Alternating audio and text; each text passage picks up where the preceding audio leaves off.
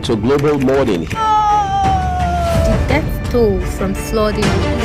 Most time our politicians just bring in policies too, for sure. Incidentally, we have several more stories. The legislature was carefully crafted to 22.2% inflation rates as of April this year. What does that say about where we are as a country? I think Nigeria has resorted to being resilient. Before you call a police station, before they even leave, they'll take permission from. I don't think there's really anything on ground to improve. We struggled as to strike. The Minister of Education volunteered and said, give me 2 weeks. It was a lie. The president never gave me any deadline.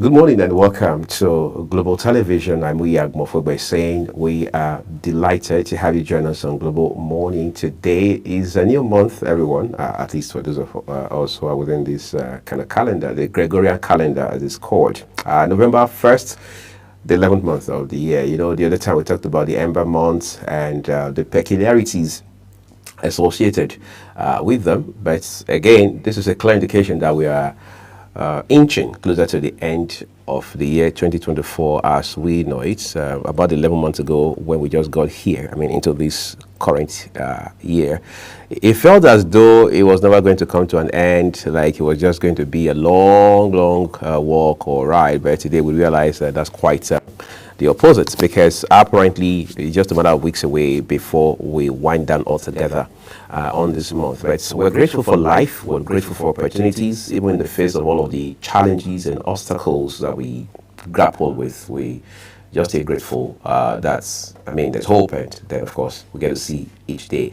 It's a big weekend already upon us, and they say a great weekend begins on a Friday. So this is all saying, thank God it's Friday, but then it also opens up to opportunities to discuss very topical developments around and beyond our dear country, Nigeria. As always, I'm not hosting alone.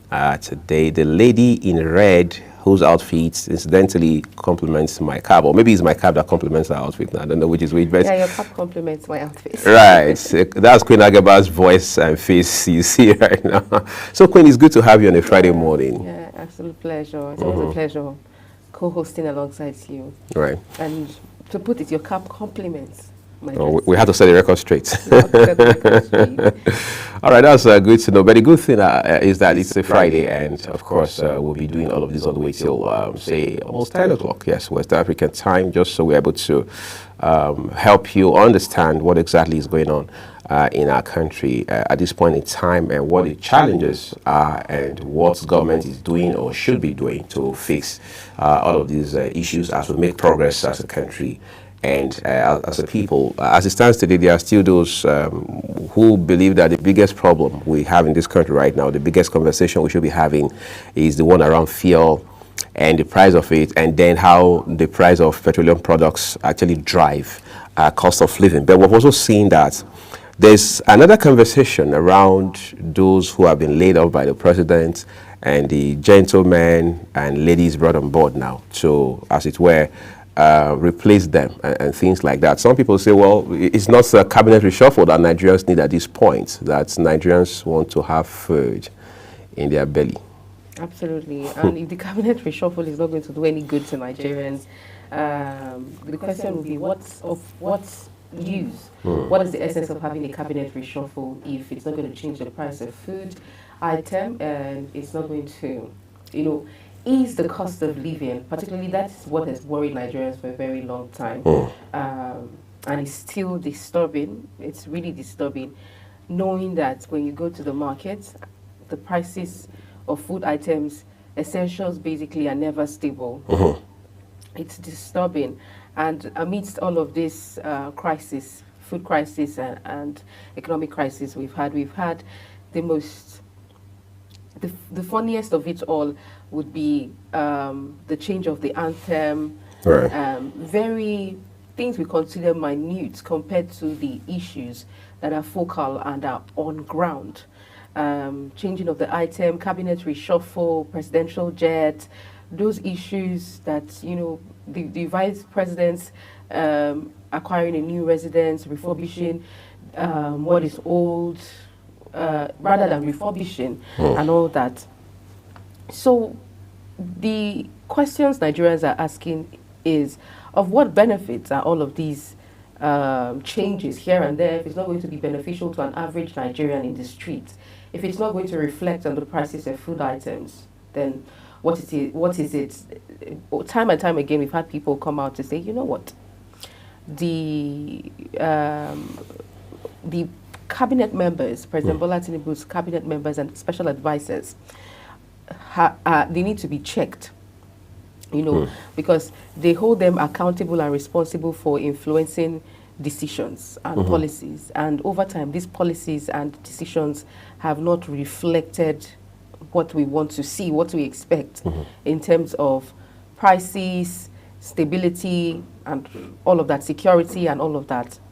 And fair business grounds for businesses, particularly small businesses here in Nigeria. And so this time around, the cabinet reshuffle, if it is going to, if we want to see people who will take decisions, influence decisions that are going to be beneficial to an average Nigerian in the streets. That raises another issue about the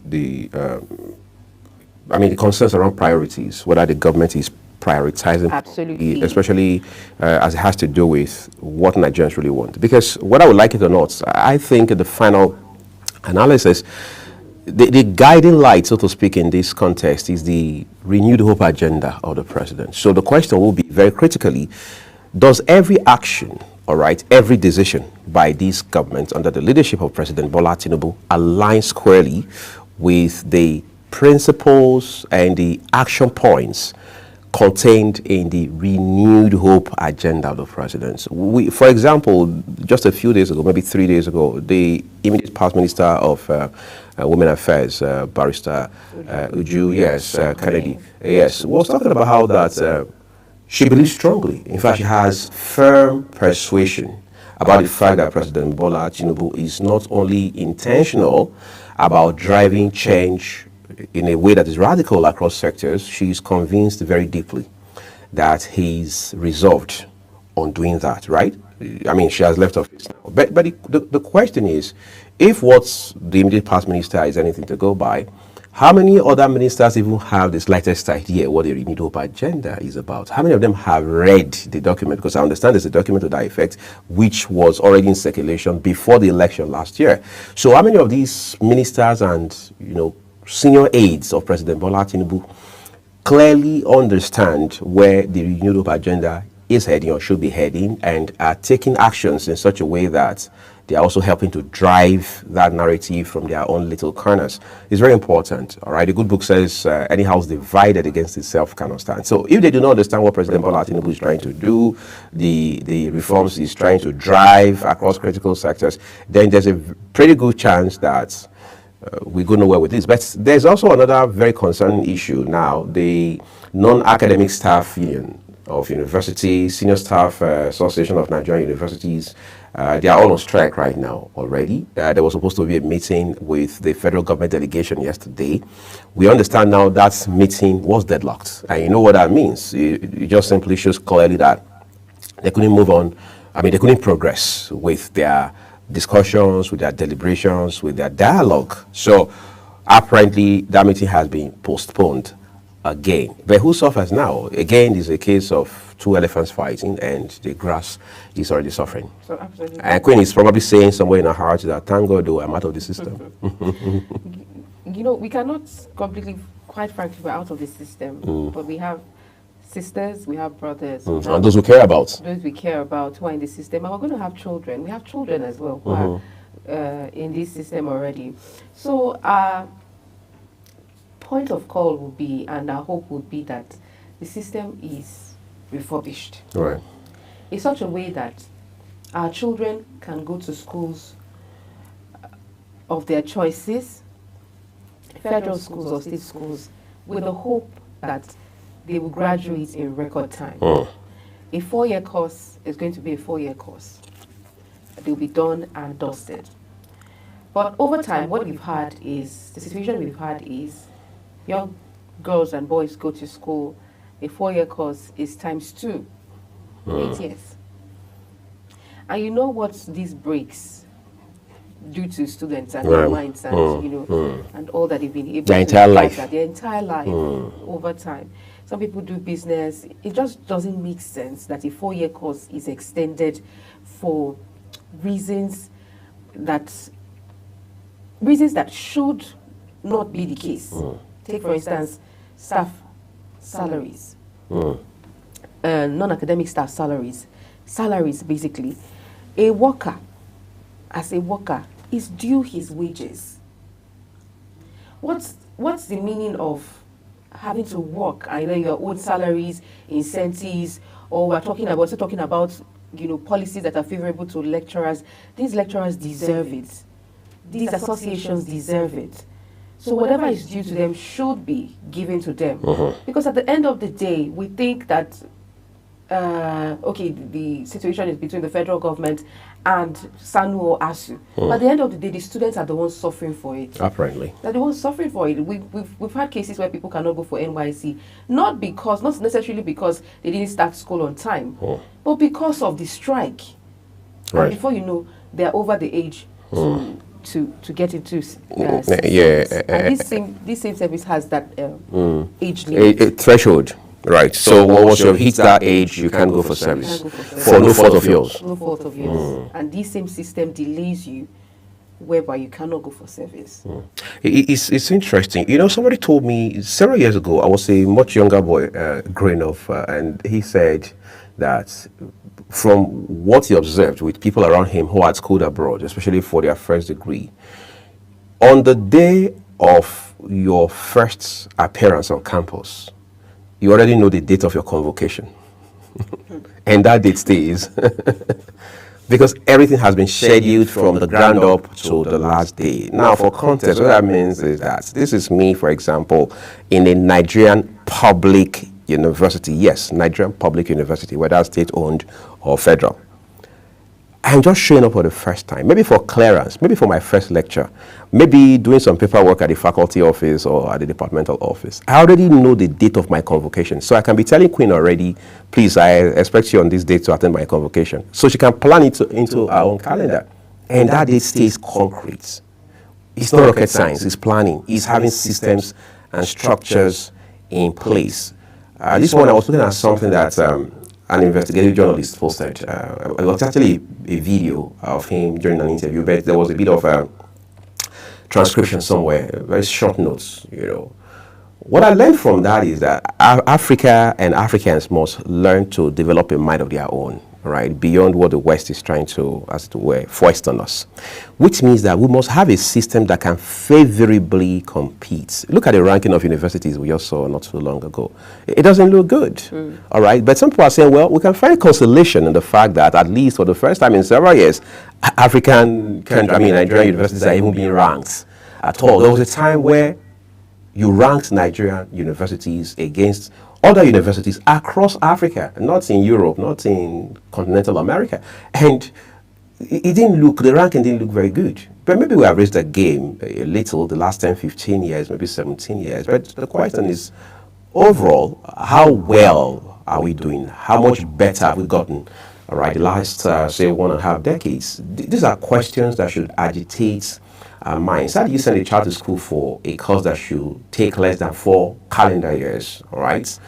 And then they end up spending 7, 8 years. They are not studying medicine or any, so to speak, special course. It's a regular course, public admin, music, international relations, and the regular ones, accounting. It just shows that we are yet to learn what it means to be organized. Look at the way we even deal with issues regarding industrial action by academic unions. It just shows that we're not putting our money where our mouth is. Our mouth is, absolutely. Okay, well, we need to also prioritize on the program this morning. That means we will have to take a break now. When we return, it will be time to bring you newspaper headlines.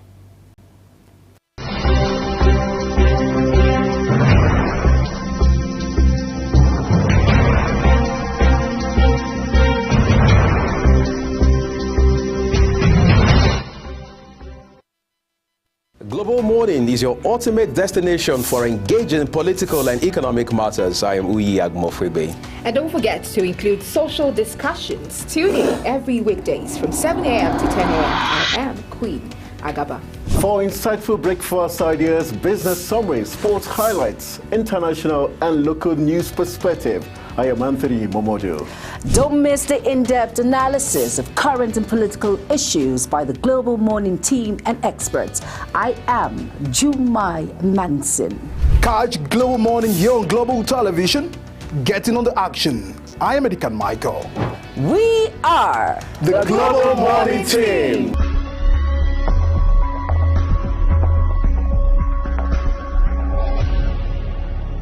Business Point on Global Television. The business world can be dynamic and unpredictable, with headwinds and volatility sometimes becoming an obstacle for players in the business and economy landscape. Watch Business Point on Global Television as Samuel Oji walks you through the twists, turns and curves in bands, stocks and crucial market indices from a global standpoint. Watch Business Point weekdays on Global Television at 11 a.m. West African time. Business Point. This is business.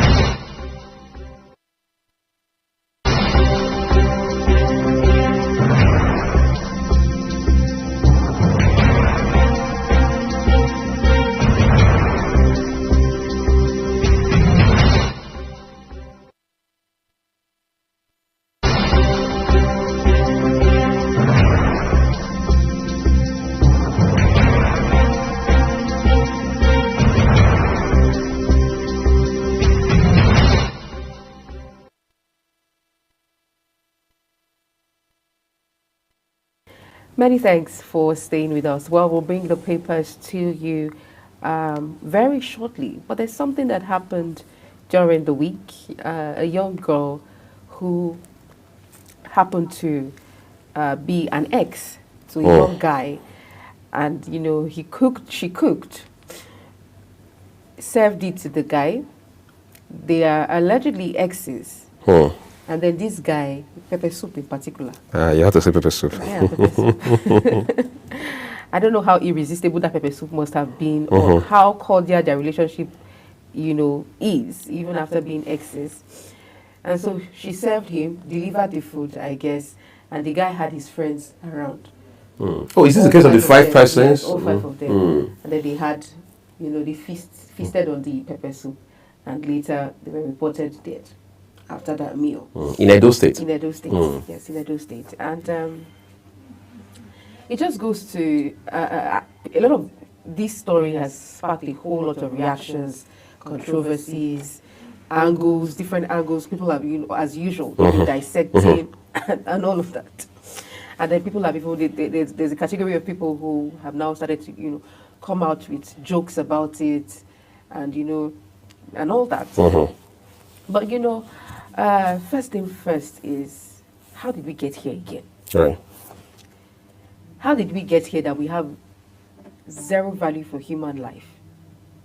Whether boyfriend or girlfriend, exes. I mean, I'm trying to understand the amount of hurt that she must have been going through to warrant wanting to take his life. And that of his friends. Maybe she didn't even know that he would be having that meal with his With a few other persons. Yes, with a few other persons. So lessons have been drawn from this story, from this recent happening. There are people who are saying, you know what, be careful of what you eat, where you eat. Let exes be exes. There should be no relationship after that. Cut all ties. Cut all ties.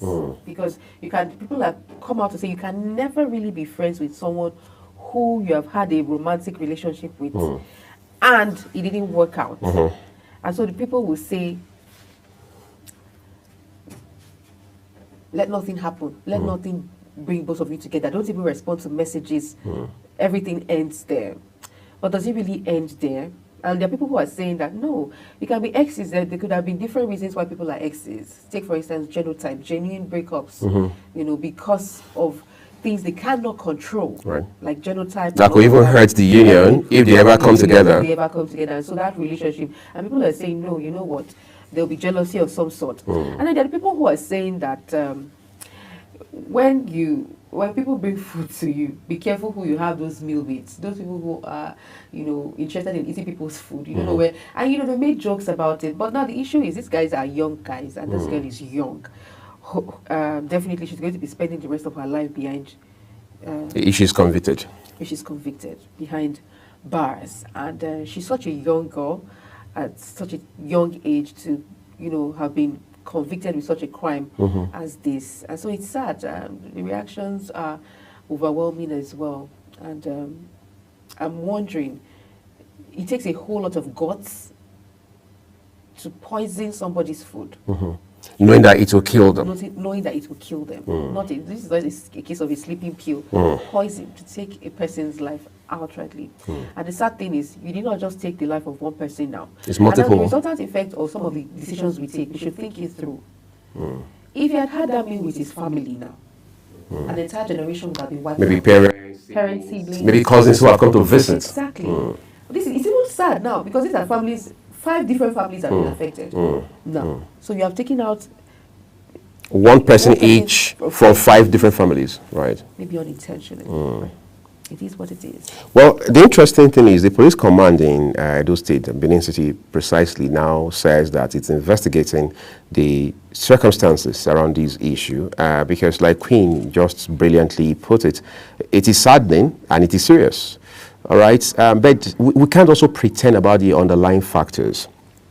Romantic relationships are emotional, and that's only natural and no-brainer. However, we must also understand that we have a responsibility, as a matter of fact, a very huge one, to have a handle on our emotions, Yeah. all right, Exactly. and not fly off the handle every time about these things, and watch our level of bitterness. It may have ended on a very sad note. Things may have gone south in such a way that it was even of no fault of yours. The other person was the one wrong the whole time. But you see, you've got your life to live. That's why I get bothered personally when you have someone who has left a relationship and they're going back every time to see how the other person is doing. Not really because they care about the other person. They want to see if they have actually moved on, if they are now with someone else, if that person is finer, if that person is richer, if that person is better than them by any standard or what have you. But the fact of the matter is, we must find a way, no matter how difficult it seems to be, because these things, of course, we understand are not as easy as we say, but in reality, we must find a way to deal with relationships that didn't work for any reason, even if the other person betrayed you, for example. Understand that ultimately you've got your life to live, and then the tendency, the instinct to pay back, to square up, to teach the other person a lesson, can lead us into bigger problems than we already are in. Therefore, we have a responsibility on a final note to watch these very nasty tendencies. Let's take a quick break. We understand big headlines across national dailies are ready for us.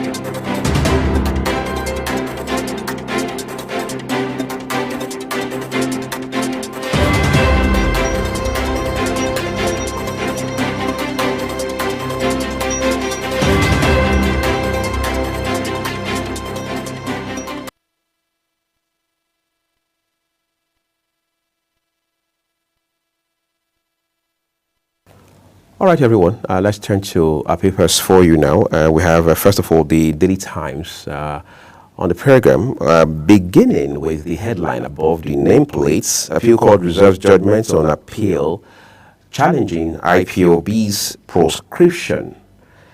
And then, if you take it further down, we inherited over 2,000 road projects, terminated 10 contracts. That's Dave Umahi, Minister of Works, talking. Oil theft, 7.68 million barrels stolen, lost. FG urges CSOs to focus on significant findings. Senate reps adjourn plenary amidst controversy on tax reform bills. So we understand those bills now have been, they've been stepped down in the interim because the Economic Council, that is the National Economic Council, which is chaired by the Vice President and has all the 36 state governors as members, now says there is need to go back to basis and be able to carry critical stakeholders along. Recall that a few days ago, the Northern Governors Forum had unequivocally said through its chairman, the governor of Gombe State, Inuwa Yahaya, that they are not comfortable with these propositions. All right, so the NEC has now said there's needs to step on their brakes so they can have a wider consultation. To allow for broader consultation, NEC advises withdrawal of tax reform bill. Yeah, we talked to you about that a while ago. You can find those details on page 4. However, that headline has 2 riders here.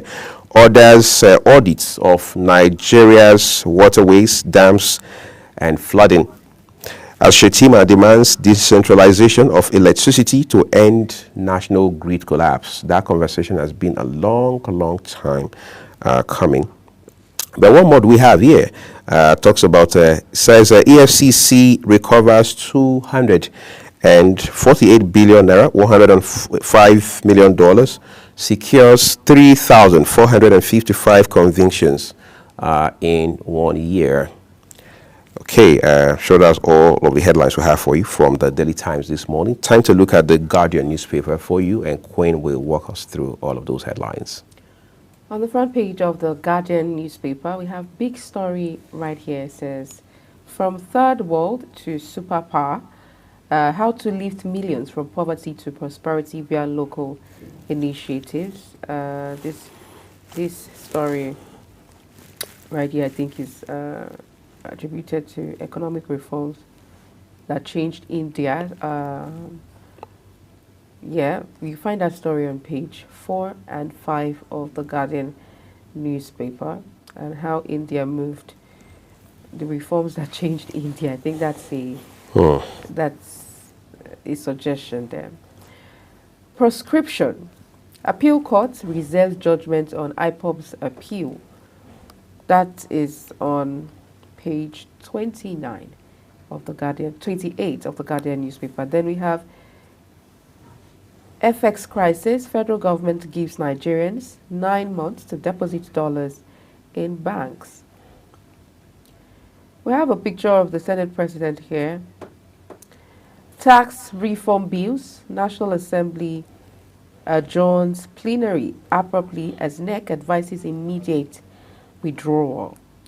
Rivers. NLC threatens shutdown as Wabara PDP coalition warn of crisis escalation.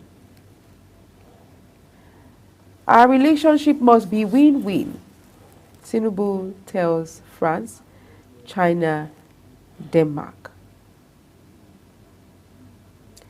Zenith Bank PLC records 1 trillion naira pre-tax profit in Q3. And how we improved land administration in Edo by Obaseki. We have here government, media are partners in nation building, says Information Minister.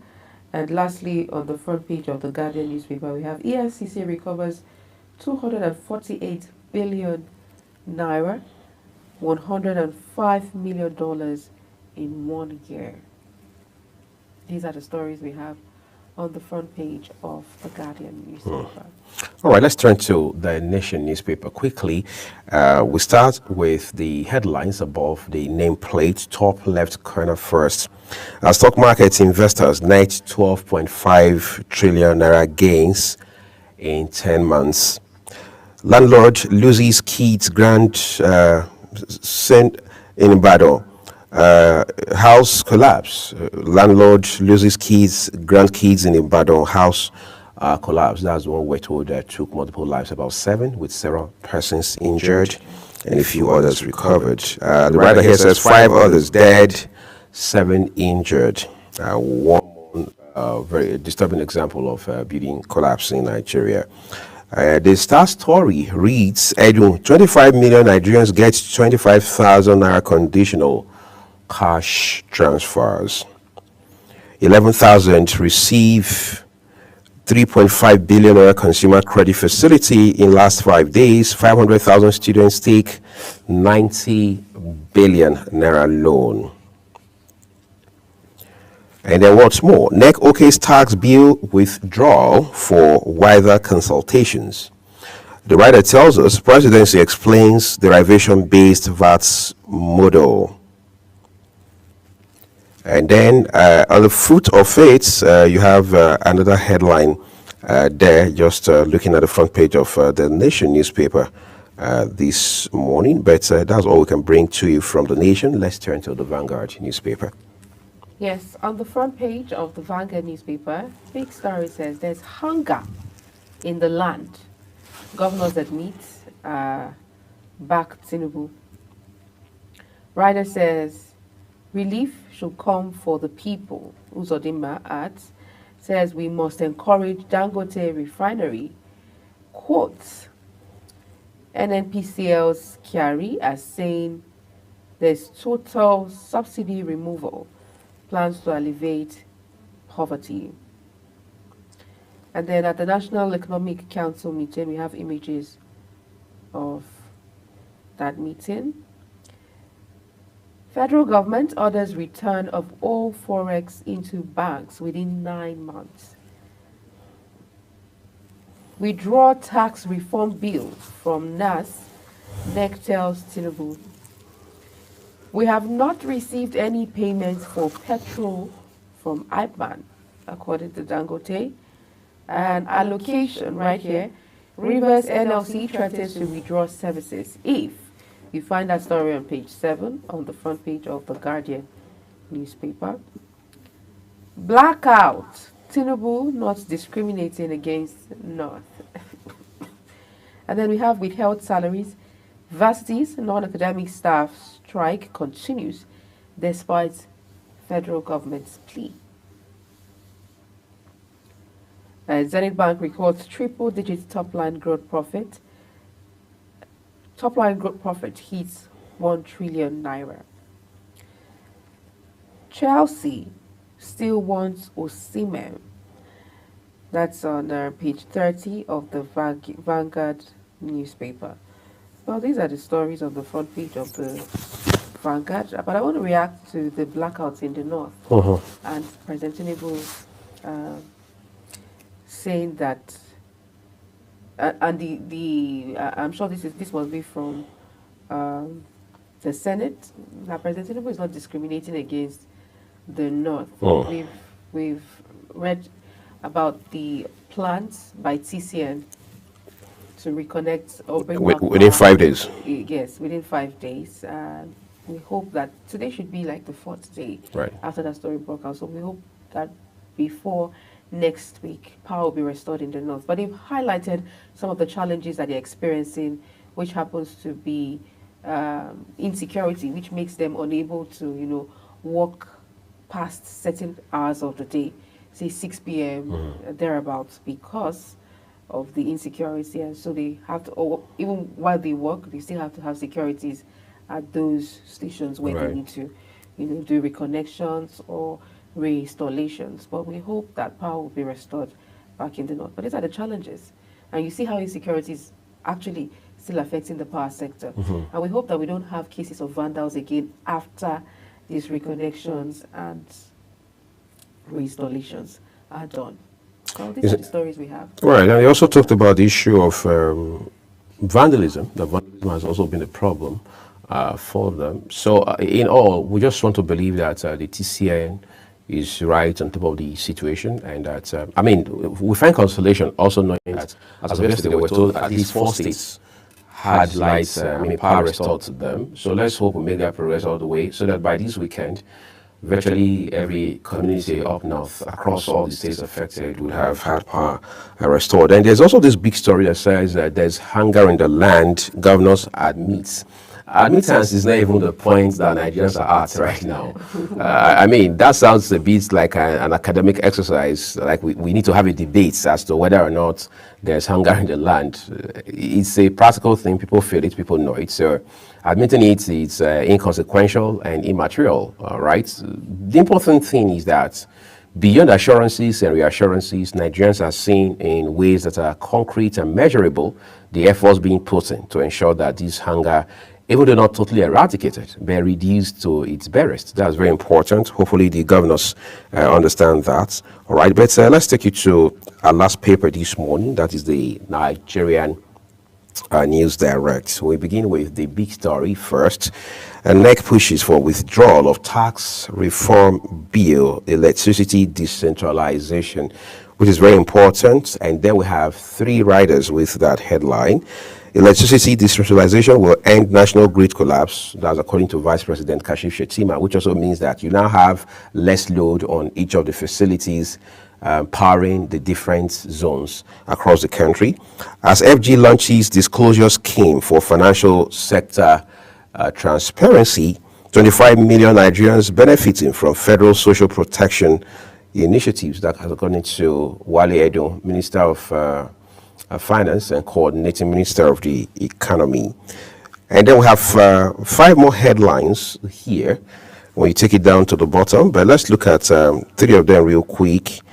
Says Nigeria's AI ambition receives boost with 2.8 billion naira grants from Google. And then there's an opinion here as Nigeria prepares for another Imo elections. Okay.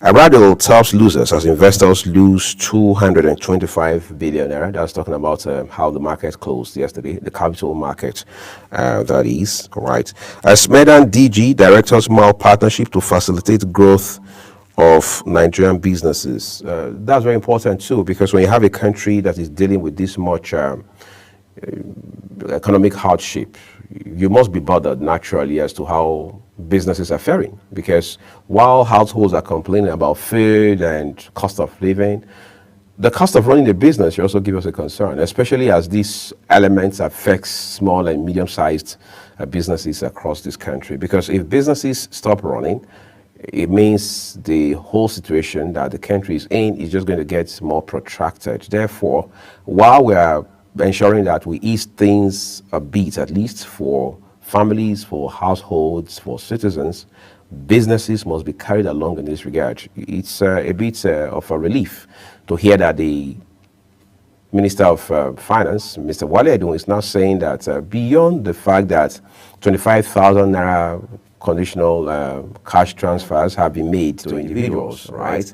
There has also been a substantial amount of credits. I mean, he puts it in some tens of billions already being made accessible to businesses by way of credit, which is very important, because whether you like it or not, small and medium scale businesses are the engine room of any economy anywhere in the world across continents. So if we have to move forward and make progress, just a while ago we were talking about India and what they've done already to transform their own economy. So there's always a model. The only thing we have to do is modify and just domesticate to suit the peculiarity of our situation and the story.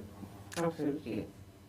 All right, so I think at this point we'll say, well, we're done with the papers and the headlines for you, everyone. Let's take a quick break now. We're back shortly, and then in no distant time, it will also be that point where we'll bring you the AM news here on Global Television.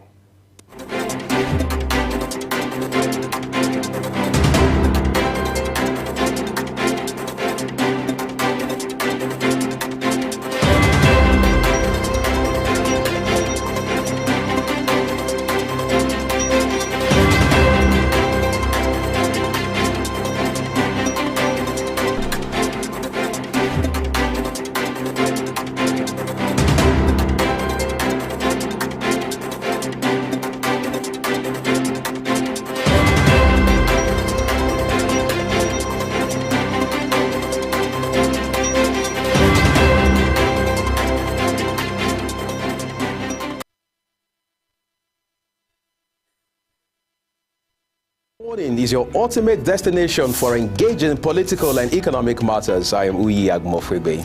And don't forget to include social discussions. Tune in every weekdays from 7 a.m. to 10 a.m. I am Queen Agaba. For insightful breakfast ideas, business summaries, sports highlights, international and local news perspective, I am Anthony Momodu. Don't miss the in-depth analysis of current and political issues by the Global Morning team and experts. I am Jumai Manson. Catch Global Morning here on Global Television. Getting on the action. I am Edikan Michael. We are the Global Morning team.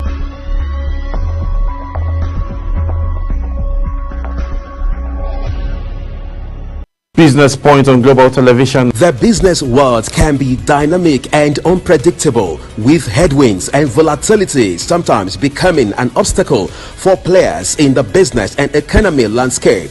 Watch Business Point on Global Television as Samuel Oji walks you through the twists, turns and curves in bands, stocks and crucial market indices from a global standpoint. Watch Business Point weekdays on Global Television at 11 a.m. West African time. Business Point. This is business.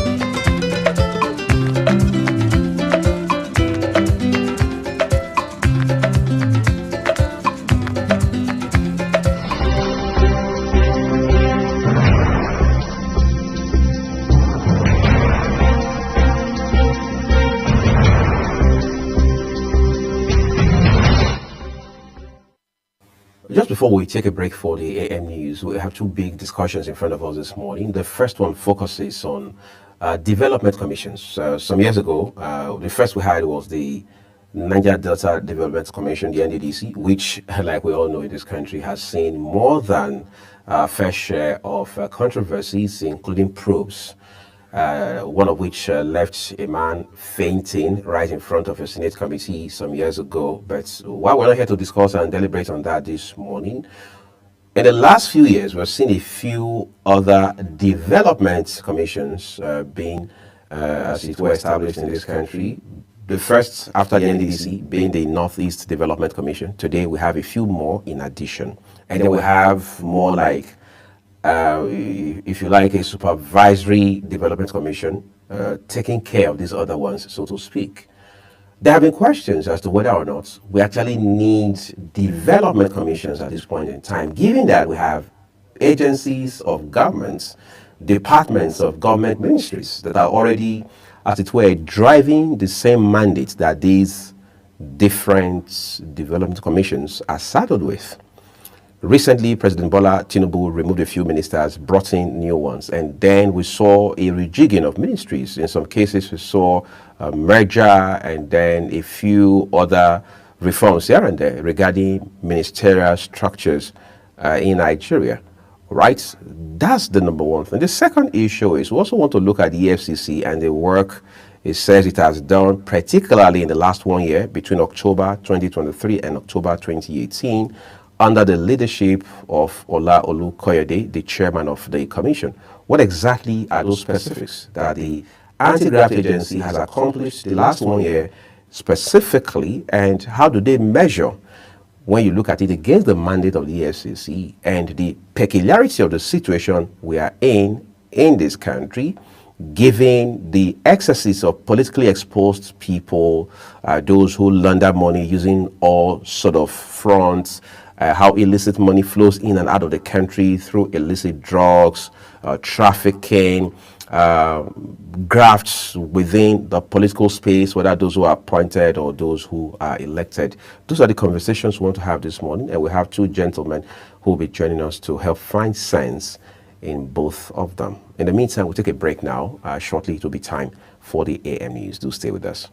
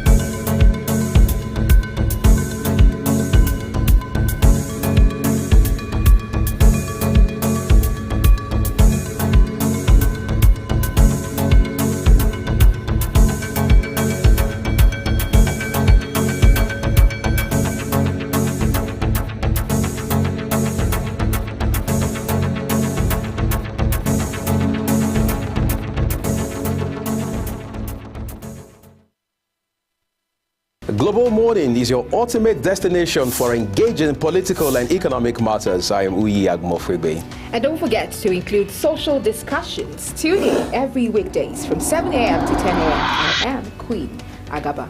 For insightful breakfast ideas, business summaries, sports highlights, international and local news perspective, I am Anthony Momodu. Don't miss the in-depth analysis of current and political issues by the Global Morning team and experts. I am Jumai Manson.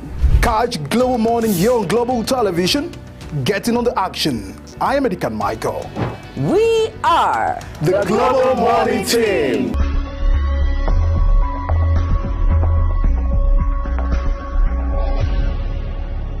Business Point on Global Television. The business world can be dynamic and unpredictable, with headwinds and volatility sometimes becoming an obstacle for players in the business and economy landscape. Watch Business Point on Global Television as Samuel Oji walks you through the twists, turns and curves in bonds, stocks and crucial market indices from a global standpoint. Watch Business Point weekdays on Global Television at 11 a.m. West African time. Business Point. This is business.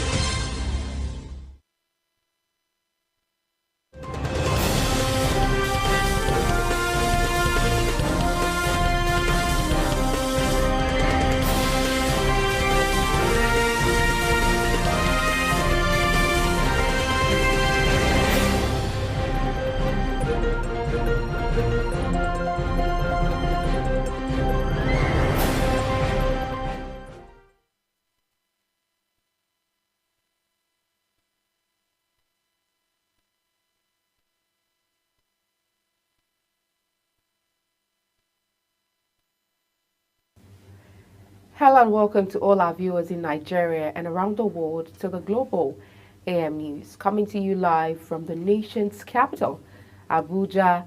I am Queen Agaba.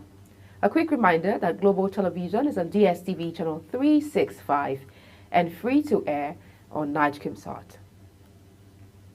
At least 15 people have been reportedly killed, with many missing in an attack by armed invaders in some villages in Logo local government area of Benue State. Some reports claim that the first strike by the infiltrators happened on Wednesday, while a simultaneous one was carried out in the early hours of Thursday in about 5 communities in the area. The villagers stated that the attackers came in large numbers and were heavily armed. Meanwhile, the police public relations officer SP Catherine Anene confirmed the latest attack, but stated that details were not yet available. 10 persons have been killed, while 7 others were injured in a building collapse in Ibadan, Oyo State capital. A statement from Oyo State Fire Services Agency disclosed that the incident happened at 2 a.m. in Jegeda, Oluloyo area, Ibadan, in Onara local government area of the state.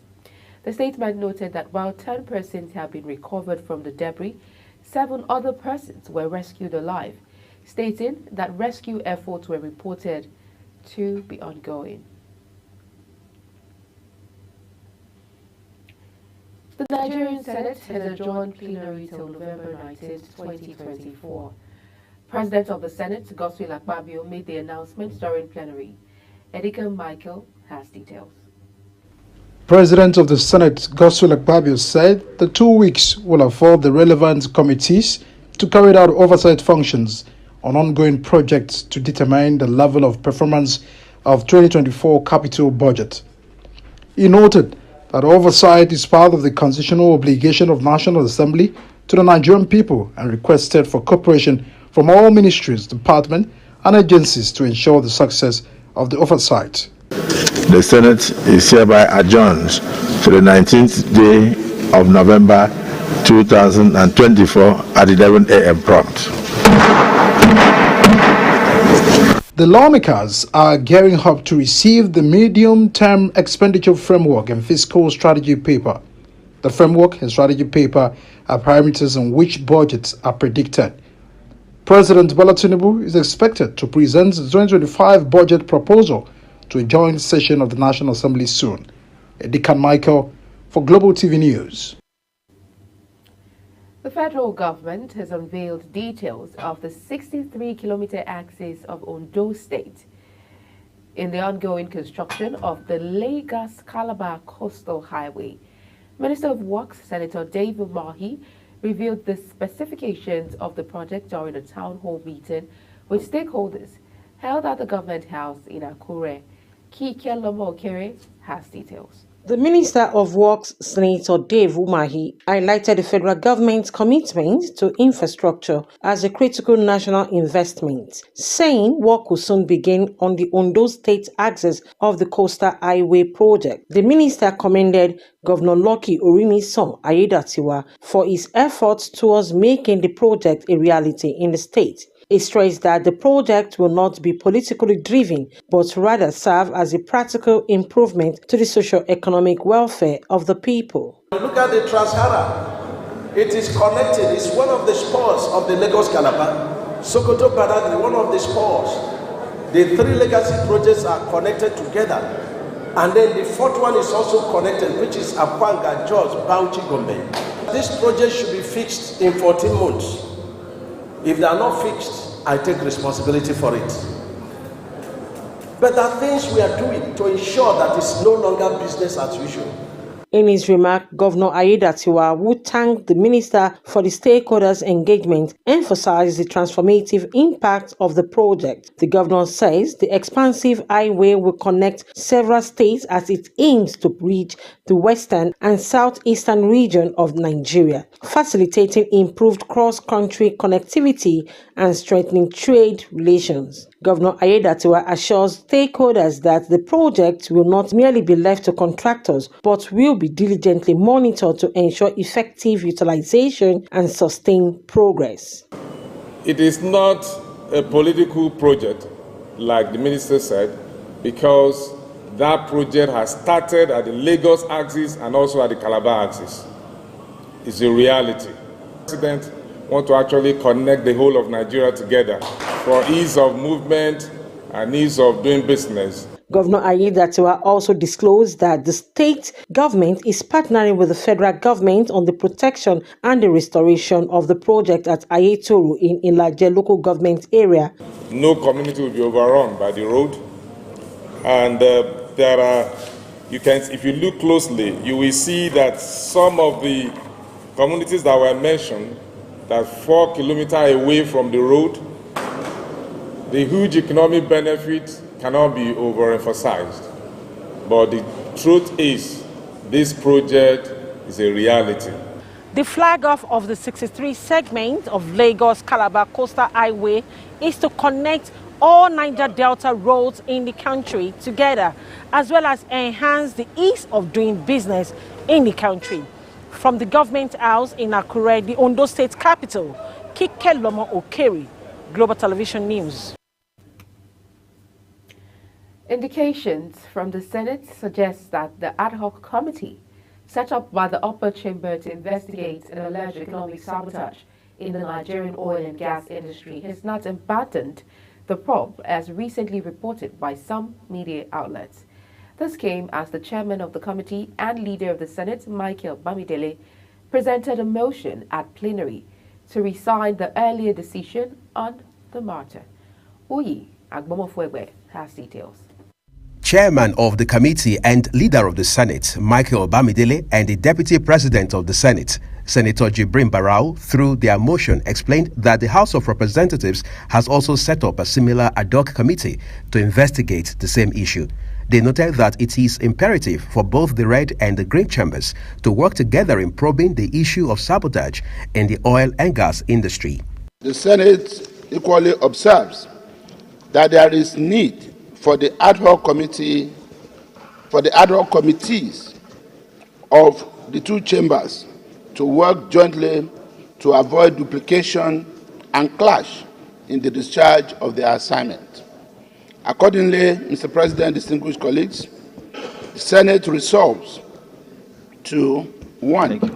Recapture the title of the ad hoc committee to National Assembly Joint Ad hoc Committee to investigate alleged economic sabotage in the Nigerian petroleum industry. The resolution of the Senate be communicated to the House of Representatives, following which the joint ad hoc committee will be inaugurated by the presiding officers of both chambers. Those in favor of this prayer say aye. Those against say nay. The ayes have it. After the inauguration of the Joint Ad hoc Committee, it is expected that the investigation into the alleged economic sabotage in the petroleum industry kickstarts immediately. Uyi Agmofwegbe, reporting for Global Television News. The National Economic Council has recommended the withdrawal of the tax reforms bill already at the National Assembly. The NEC, headed by Vice President Kashim Shettima, has governors as members.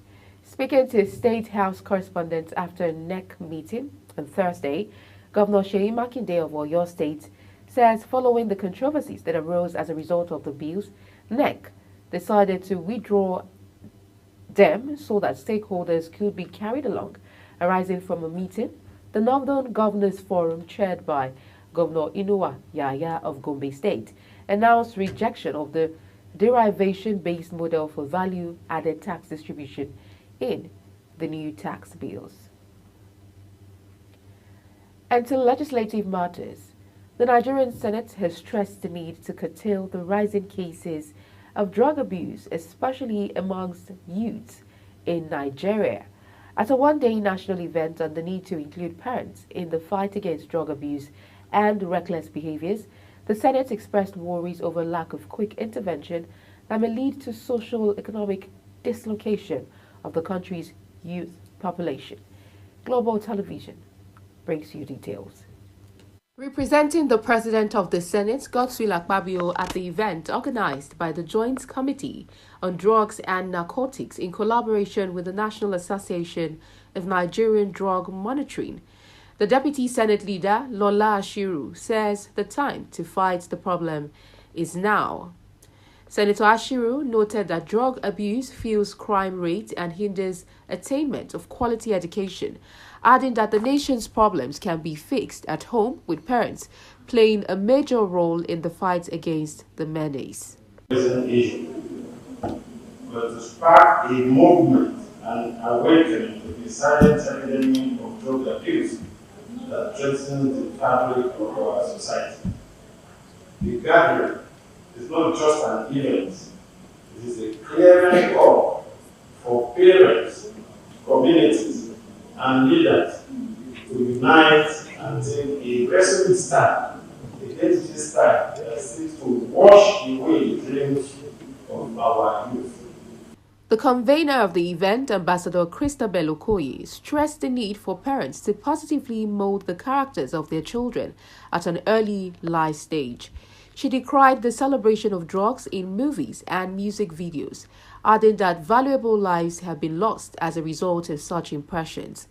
Nigeria has become a negative world among the Committee of Nations. The reason we always ask for your support to carry out this sensitization and empowerment. You sensitize them, you also empower them to get something doing, to be busy. Drug abuse has become shame to our nation. So with this, I want everyone to please fight this fight from your end. The crisis of drug addiction among the country's youth is not just a problem, but needs urgent attention. For Global Television, Queen Agaba reporting. In the meantime, the Senate has confirmed the nomination of Bianca Odimego Ojukwu as Substantive Minister of State Foreign Affairs. The Red Chamber also confirmed Dr. Jumoke Oduwole as Minister of Industry, Trade and Development, Dr. Nentawe Yewatda as Minister of Humanitarian Affairs and Poverty Reduction, and Muhammadu Dingyadi as Minister of Labour and Employment, among others. The nominees were confirmed after about 5 hours of screening by the Senate, followed by voice vote by the Senate President, Godswill Akpabio. Their confirmation followed the handing over of ministers who were relieved of their positions by President Bola Tinubu on Monday, October 21st, 2024. The House of Representatives has mandated its Committee on Aid, Loans and Debt Management to carry out a comprehensive audit and oversight of all loans obtained by the federal and state governments since the inception of the current democratic dispensation, which stood at 121.67 trillion naira. The committee is to report within 4 weeks for further legislative action. This followed the adoption of a motion moved by Lanre Okunlola at the plenary. Presenting the motion, he quoted the data recently released by the Debt Management Office as of March 31st, 2024 on Nigeria's public debt profile, which includes both external and domestic debt. The National Chairman of the All Progressives Congress, Dr. Abdullahi Ganduje, has urged Governor-elect Senator Monday Okpebholo to focus on governance and quit trying to pick a quarrel with the outgoing Governor of Edo State, Godwin Obaseki. Ganduje made the appeal when he received a delegation of Edo APC led by the former lawmaker on a thank-you visit. The Independent National Electoral Commission had declared the senator as the winner of the keenly contested poll.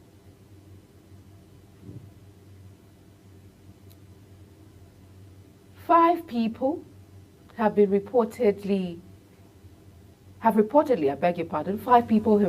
died under questionable circumstances at Afashio community, Uzairue, a Sako West local government area of Edo State. The incident allegedly occurred last week when 5 individuals, including 4 boys and a girl, were found dead in a room. Reports gathered say the bodies were discovered by family members whom, after noticing they had not come out of the room, decided to check on them and found them lifeless. The Nigerian Immigration Service has announced the launch of a phased contactless passport renewal system set to begin in Canada on November 1st, 2024.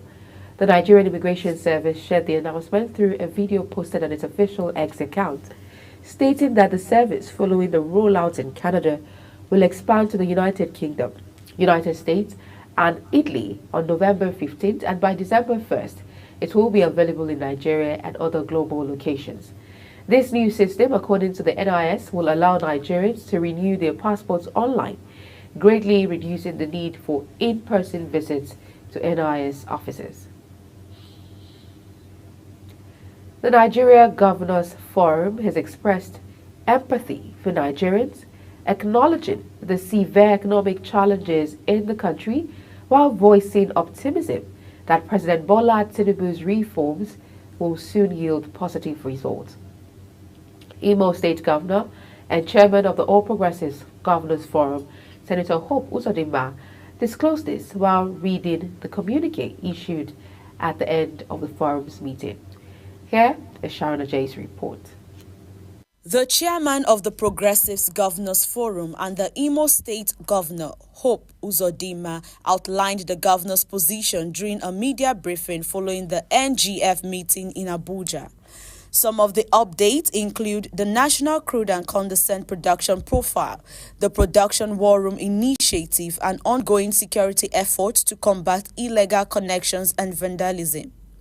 He noted that governors acknowledged the importance of securing the nation's energy resources and improving the efficiency and resilience of the NNPCL's production and supply chain, as well as to ameliorate the sufferings of Nigerians. We sympathize with our people. We know that they are hardship in the country. We also appreciate the reforms carried out by President. Our prayer is that as soon as possible, that the relief should come so that they begin to leverage the benefits of the reforms and then have a better Nigeria. Other issues highlighted while reading the communique include NGF partnership with African Medical Center of Excellence aimed at improving healthcare outcomes and accessibility for all Nigerians, collaboration with the DSS to safeguard the nations, amongst others. Sharona J reporting for Global TV News. Governor Basio too has sought to advance educational projects and foster partnerships to enhance tertiary education in Cross River State. He made this known when he paid an official visit to the Tertiary Education Trust Fund, TED Fund headquarters in Abuja. Global Television brings you details. During the visit, Governor Otu engaged in discussions with TED Fund executives to explore funding opportunities for ongoing and upcoming projects within the state's tertiary institutions. The governor emphasized the importance of infrastructural development and academic support, highlighting the state's commitment to creating an environment where students and educators alike can thrive. If we can train our people, because if you check the indices now, it looks like probably because of exchange rate, this is an emerging economy and this is where to go.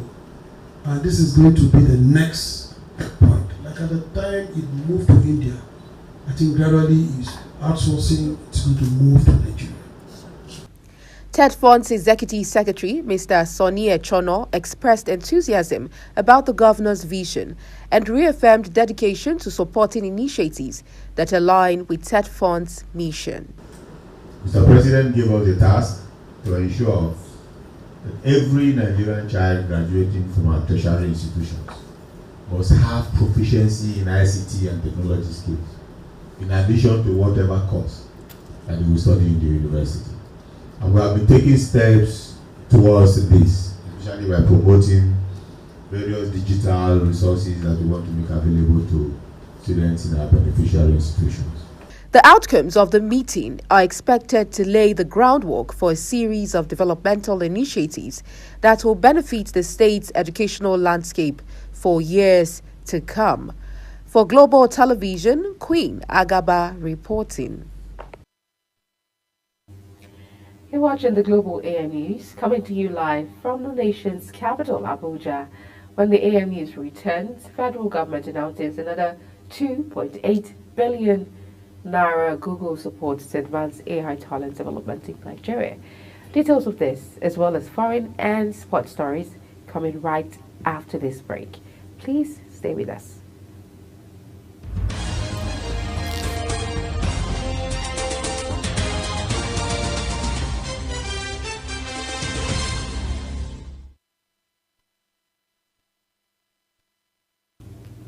Many thanks for staying with us. If you've just joined us, this is Global Television, bringing you live broadcast of the AM News. In business, the Federal Ministry of Communications, Innovation and Digital Economy has announced a fresh 2.8 billion Naira support from Google to accelerate AI talent development across Nigeria. This support, which is provided as a grant from google.org to Data Science Nigeria, will bolster the ministry's ongoing AI-driven initiatives to upskill youth and under- and unemployed Nigerians with a focus on AI skill development and education. The latest support followed the 100 million Naira commitment from Google to the National Center for Artificial Intelligence and Robotics AI Fund, which was announced in September. The Akwa Ibom State government has initiated the construction of an 18-story Ibom Towers in Victoria Island, Lagos. This is part of its commitment to economic diversification, as the project, expected to be completed within 24 months, is aimed at boosting revenue, creating jobs for both Akwa Ibom and Lagos, and supporting economic growth by attracting investment as well as strengthening ties from a strategic location in central Victoria Island. The groundbreaking ceremony, led by Lagos State Governor Babajide Sanwo-Olu, attracted high-profile figures, including former Akwa Ibom Governor Udom Emmanuel and Obong Victor Atta, alongside other dignitaries. On the foreign scene, senior U.S. officials plan to meet their Israeli counterparts to discuss a potential deal to end the conflict in Lebanon and secure Israel's northern border against Hezbollah attacks. The U.S. visit comes as the Palestinian militant group Hamas rejected separate truce proposals for the fighting in Gaza, where Israeli strikes overnight.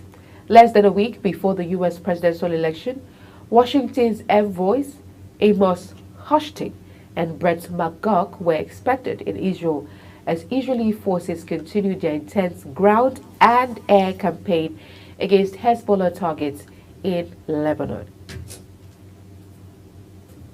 Rescuers have been in a race to find survivors and victims of once-in-a-generation floods in Spain that killed at least 95 people and left towns submerged in a muddy deluge with overturned cars scattered in the streets. Meanwhile, European and Spanish flags have been flown at half-mast at European Union buildings in Brussels and Strasbourg, following the deadly floods in the Spanish city of Valencia. In sports, Real Madrid's away match with Valencia in La Liga this weekend has been postponed by the Spanish Football Federation due to floods that have killed more than 95 people. Villarreal's home match against Rayo Vallecano was also suspended after the devastating flash floods in eastern Spain. La Liga asked the Spanish Football Federation, to postpone Valencia and Villarreal's matches on Saturday, as well as 3 second division games involving teams from the affected areas. Manchester United has finalized an agreement with Sporting Lisbon to appoint 39-year-old Ruben Amorim as the club's new head coach, with his tenure set to begin after the November international break. The agreement comes shortly after United dismissed Erik ten Hag, who had been in charge for 2.5 years. According to reports, United's leadership team, including Chief Executive Omar Berrada and Sporting Director Dan Ashworth, travelled to Lisbon to finalise terms with Sporting. Amorim's release comes with a few conditions. He will remain at Sporting to oversee 3 crucial matches, including a high-stakes game against Manchester City before moving to Old Trafford. Well, that's it on the Global AM News, and it came to you live from the nation's capital, Abuja. A quick reminder that Global Television is on DSTV channel 365, on Star Times channel 276, and free to air on Nigecomsat. Kindly follow us across all social media platforms using @Global TV NG and other handles now showing on your screen. I'm Queen Agaba. Thank you for watching and see you again.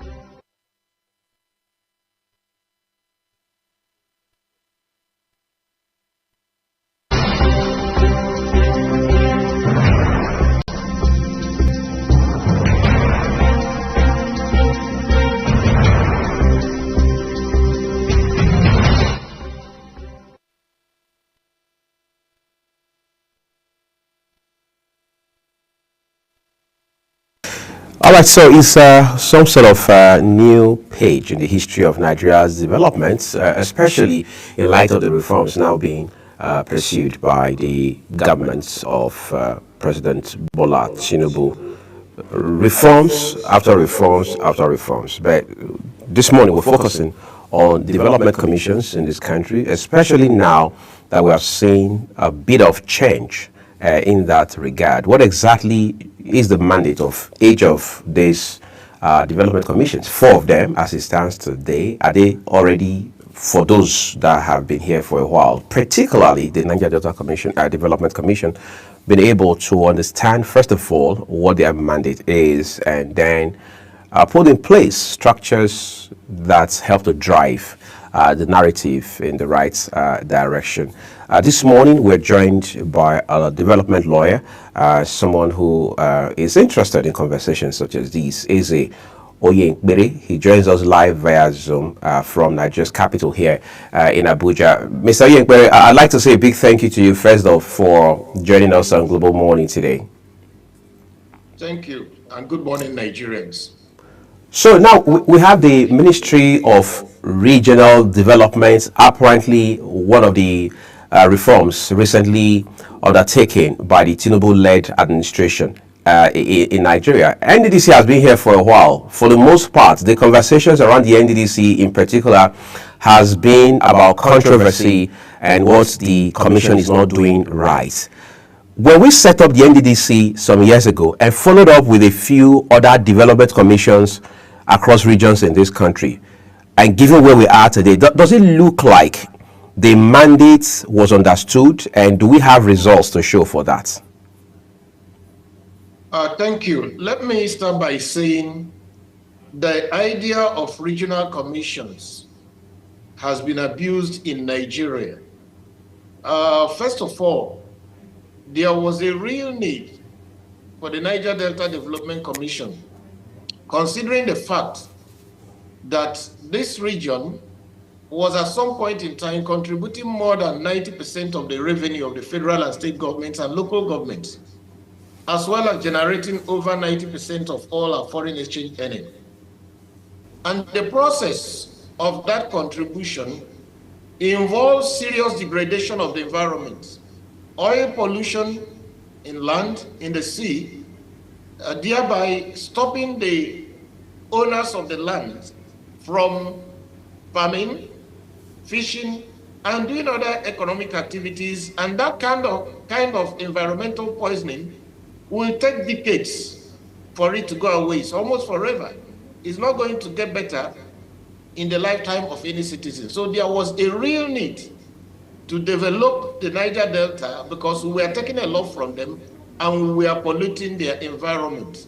And of course, this is coming from the background of the allocation and sharing formula, the only one that was negotiated by the founding fathers of Nigeria, the one that was negotiated by the Azikiwes, the Awolowos, and the Saduanas. In the First Republic, we had derivation being 50%, you take 50% and give over 50% to the center. But at some point in time, derivation was totally ignored. So there was really a reason to give back and rehabilitate the Niger Delta. But the others that came could not be founded on a reason. It was just the idea that, okay, Niger Delta has one. The next one we had was the Northeast. What happened in the Northeast was self-inflicted. People came up and said Western education is a sin. They want to impose their religious views and others, and started destroying lives and property. Before we could say Jack, there was a development commission.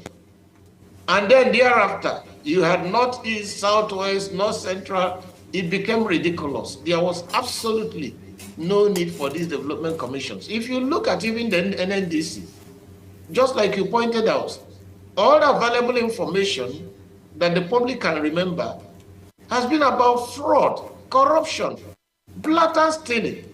Of course, we're all living witnesses to the off-the-mic syndrome in the National Assembly, and the person at the center of it now is the current distinguished number 3 citizen, the Senate President.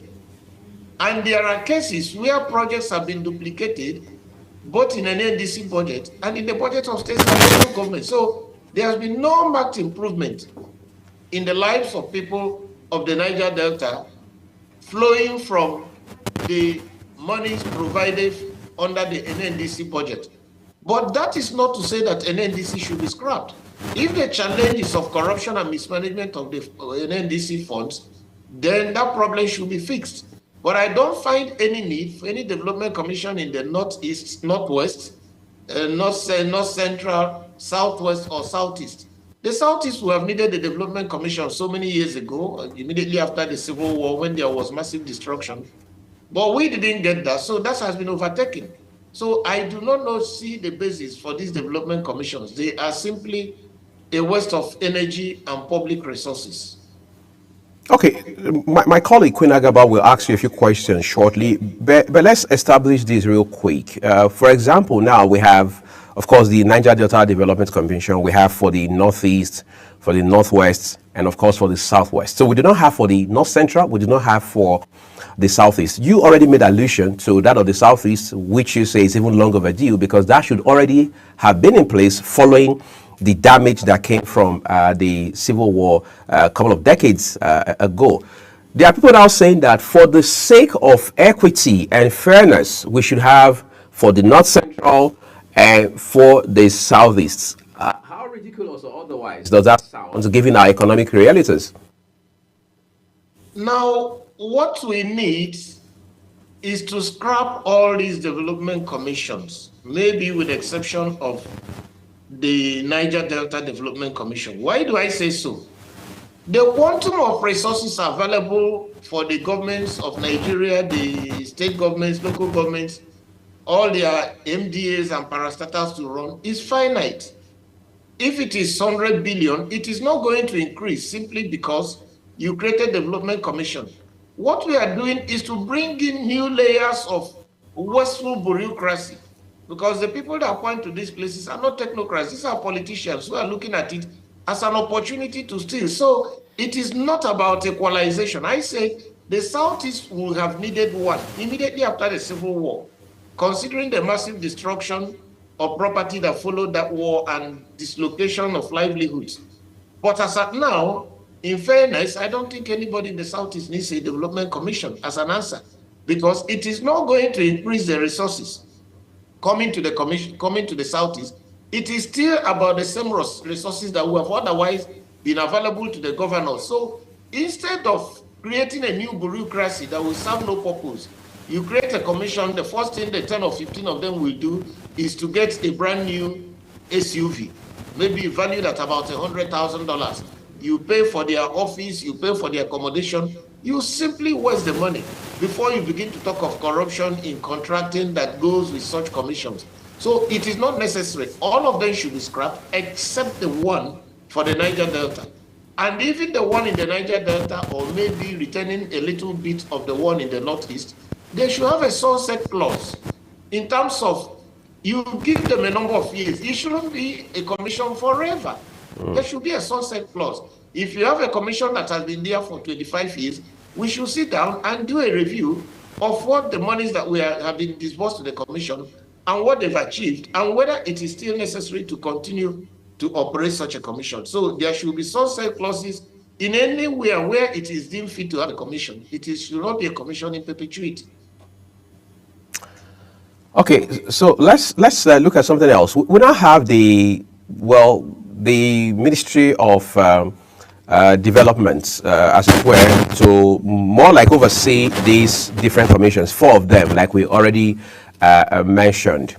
In the meantime, the Ministry of Niger Delta, as we used to know it, has been scrapped. So on that front, you have people from the Niger Delta region, chief of them being Edwin Clark himself, saying that it was the President Tinubu government getting off on the wrong foot by scrapping the Niger Delta ministry.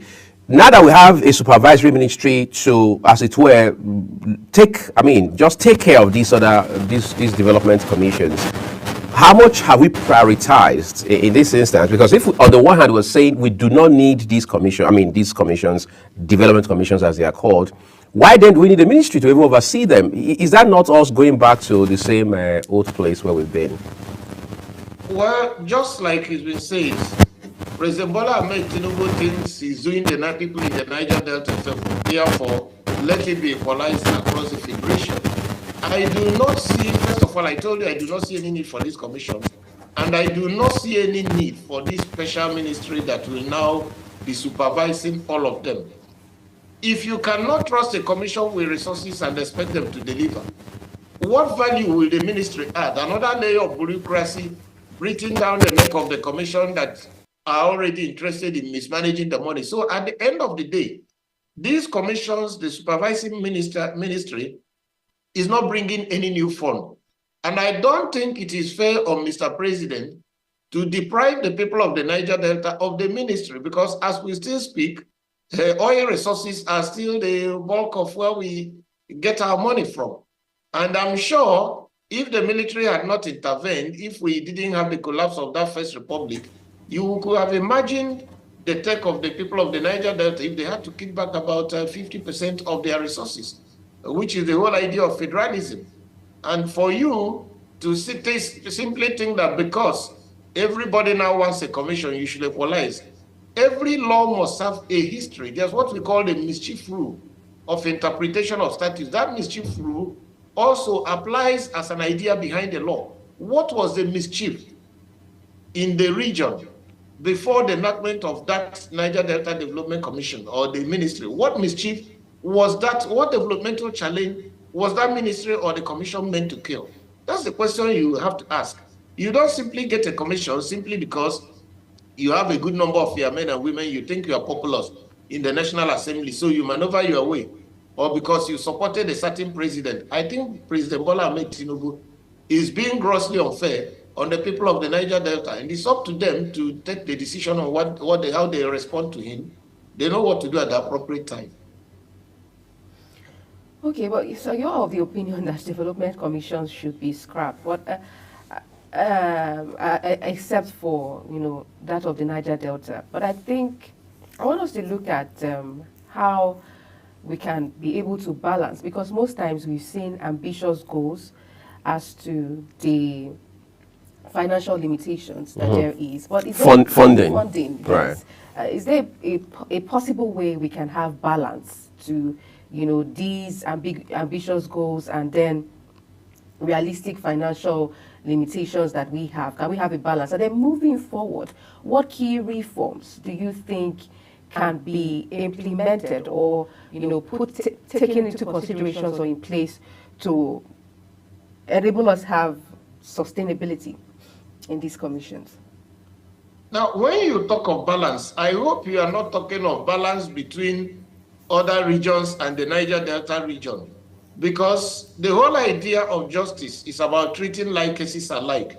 If you are not bringing anything to the table and somebody is bringing something to the table, there can be no question of balance. And the process of bringing something to the table for everybody to share involves a degradation of their livelihoods and environment.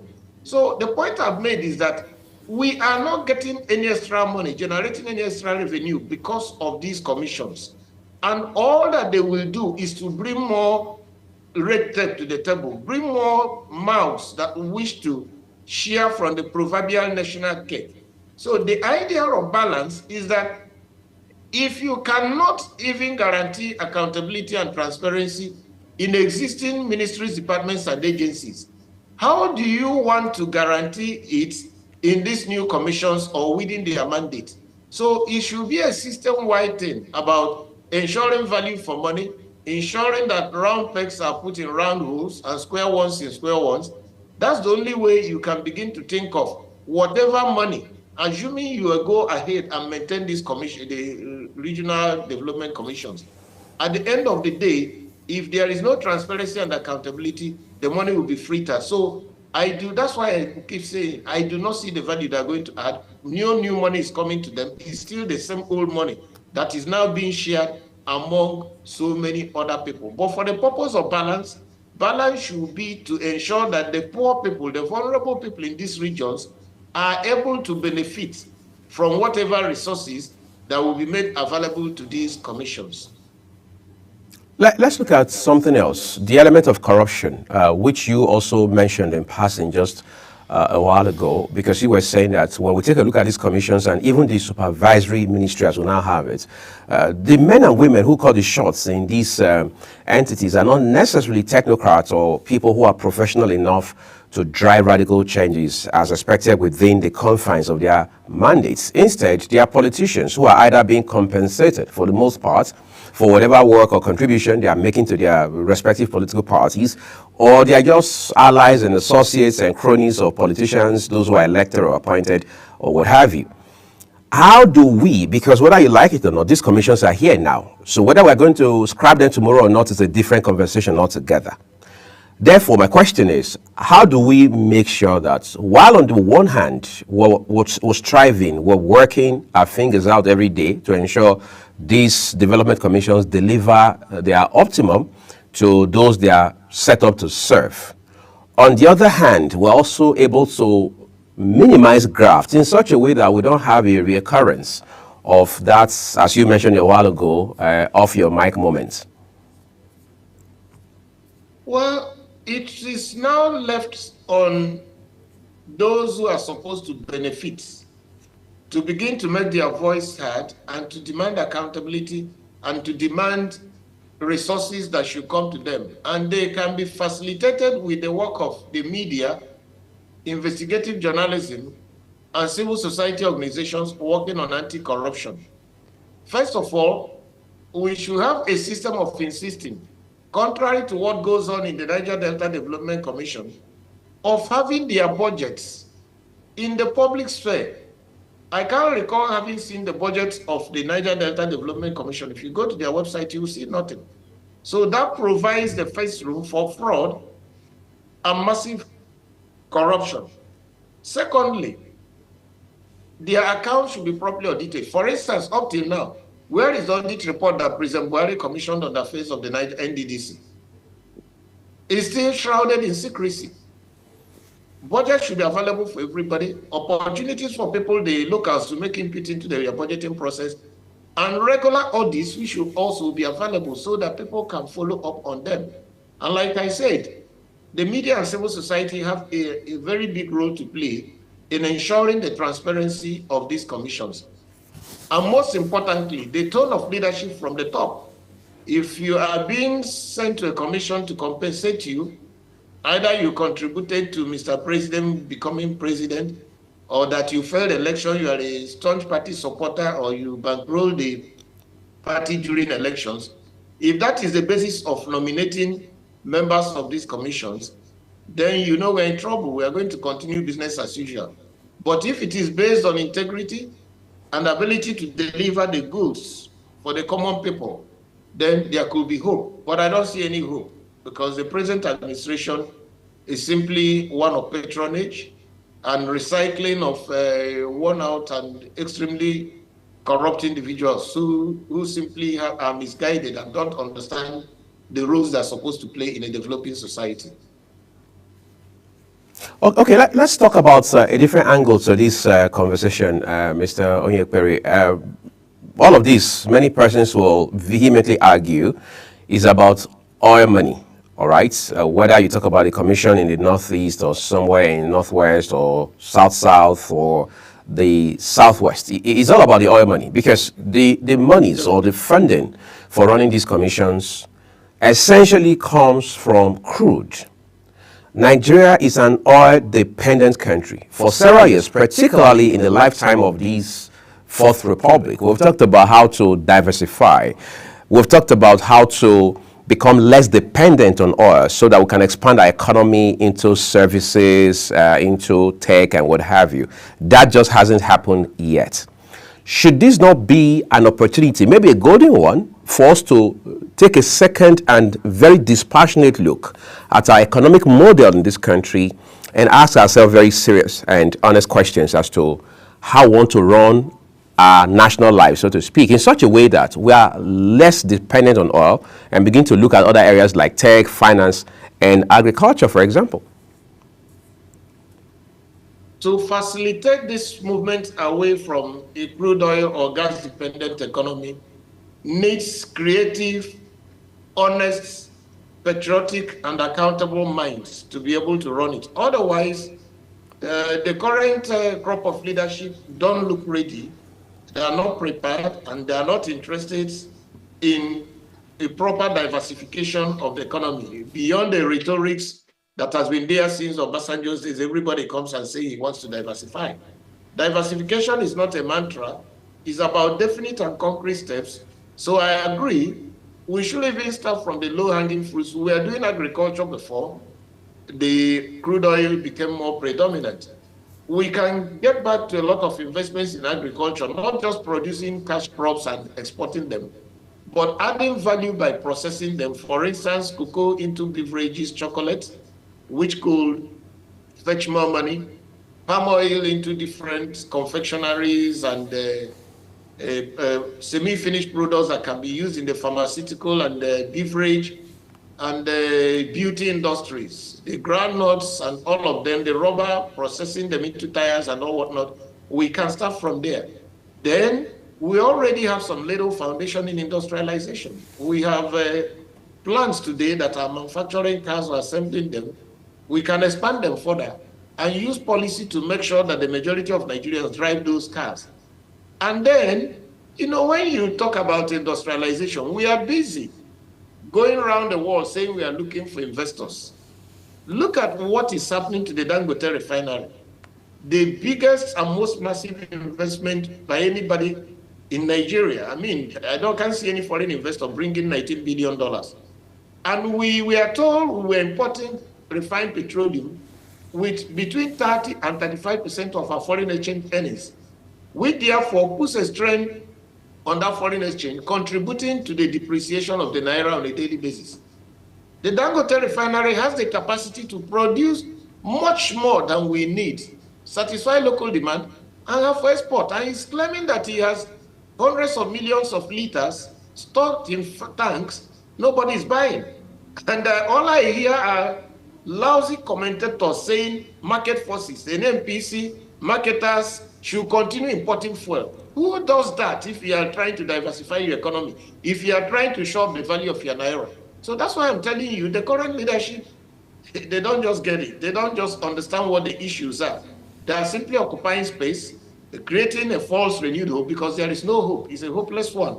So at least by now, we should have stopped fuel importation, PMS, diesel, and all we do through the regulatory agencies to ensure that the Dangote refinery is producing first-class and world-class petrol, diesel, and other things that come out of a refinery. Then the Federal Consumer Protection and agency will make sure that the quality, they don't form a monopoly, okay? They go against them so that they don't form a monopoly, so that they sell it at really good and reasonable price. And then you create more jobs in Nigeria and stop wasting foreign exchange. So there's so much that can be done, both in tech, in finance, but it depends on leadership, understanding their role. So today we don't have that leadership for now. Well said. But I want us to now look at political interference.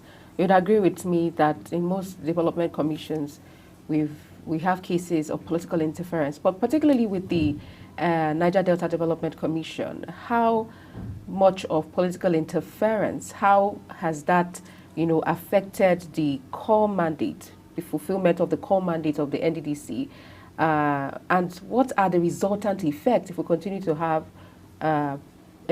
political interferences on communities around the Niger Delta?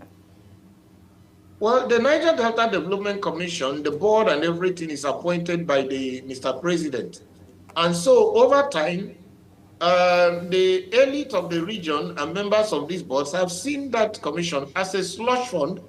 And also Mr. President and other previous presidents saw it as an opportunity to appoint their cronies, a job for the boys, where they come and share things. Because if you can't imagine all the stories coming out of that agency, which is run nicodemously, hardly would you see them giving a proper account of the resources available to them and where they spend it, and whether they are not duplicating projects with local governments and state governments in the region. So everything is done in a hush-hush tone. So the result is that the poor in Niger Delta, who are supposed to be given access to basic livelihood services are not getting those services, particularly women and children. They are not getting those services. Education is not improving. Health is not improving. There are no opportunities for jobs and livelihoods coming up to engage the teeming youthful population. So that's why you have these constant challenges. And up till now, vandalization of pipelines and oil facilities is still a common day occurrence. So this was supposed to take care and absorb the energies of these youth so that they become creative instead of being destructive. This was also supposed to give them an opportunity to acquire skills, to improve livelihoods, to improve access to education and health, but that has not been done. So there's a huge opportunity cost waiting to be tapped if and only if the elites of the region can come together and say enough is enough. Let us stop this madness and see what we can do. The other day, Senator Ned Nwoko was saying that the allocation that comes to Delta State is more than what the entire states in the Southeast get. And yet nothing is happening. Okay? So when you see that kind of scenario, 5 states in the Southeast getting about or less than what states like Delta is getting, and still you can't see any practical developments that make them far ahead or better, then you can begin to understand that a lot is wrong. Because this is the state allocation, not even talking of what should come to the state from NDDC and other development agencies. So a lot is wrong and a lot needs to be fixed. Let's wrap it up now, Mr. Onyenkpere. You mentioned a while ago the degradation of the Niger Delta on account of the exploration that has been going on there since the mid to late 1950s. This has been several decades and we are not anywhere close to stopping just yet. But just a few years ago, under the leadership of former President Muhammadu Buhari, there was a 20 billion naira funding being put in place, at least so we're told, for the cleaning of Ogoni land. We are still having that conversation. We have not seen any practical thing being done in that regard. Ogoni land is just a small part of River State. We are not even talking about the entire stretch of the Niger Delta region as we know it. Let's talk about how we can, maybe not in a practical sense, reverse this devastation, but halt it in such a way that IOCs do not continue to exploit the people of that region, where you bring out a fish from the water and you see crude practically coming out with the fish. People can't drink water, they hardly can bathe with it, and you see all of the damage being done on account of the degradation of their soil. How do we check this and ensure that we do not shoot ourselves in the foot any further? Well, we've already shot ourselves and there is no plan to stop the shooting.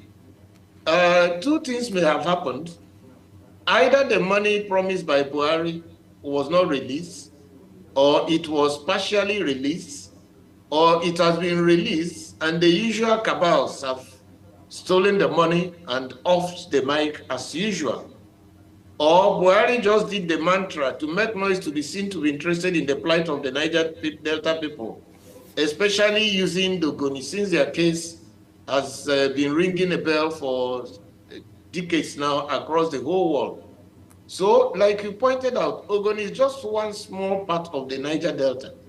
So if 20 billion, assuming it was released, was not enough to do anything tangible in Ogoni land, you can imagine the resources required to take charge of the pollution that has been there for decades in the whole of the Niger Delta. Mind you, you see, if it is just some oil that's spilled today, it will be easy to just dig out the bad earth, part of the earth, and begin to reclaim, see a way of doing it. But these things have been allowed to sink to various basins beneath 10, 15, 20, 30, even up to 100 meters beneath the surface which we are marching. So it is not just going to be an easy task. It will require a lot of commitment, dedication, passion, and of course, huge resources. And that's why I'm saying that for people from the northern part of Nigeria or from the southwest who have sat on these resources over the years in terms of being presidents, being oil ministers, and managing it, without properly cleaning the Niger Delta and without ensuring their development, to still begin to have a claim of right to still take further from this oil money, to begin to develop their regions is pathetic. It's pathetic. It's simply being insensitive, simply oppressing people because you have power, and you want a country to continue in that way. It is pathetic. It's clearly insensitivity, so it doesn't make sense to me. All right, so we'd like to say a big thank you to you, Eze Onyenkpere, development lawyer, for sharing these valuable insights with us today on Global Morning. My pleasure. And that's what we're leaving it with this conversation. We're taking a quick break now, everyone. When we return, we'll turn our attention to the Economic and Financial Crimes Commission, particularly focusing on the last 1 year of Mr. Olanipekun Olukoyede as the chairman of this anti-graft agency. Do stay with us.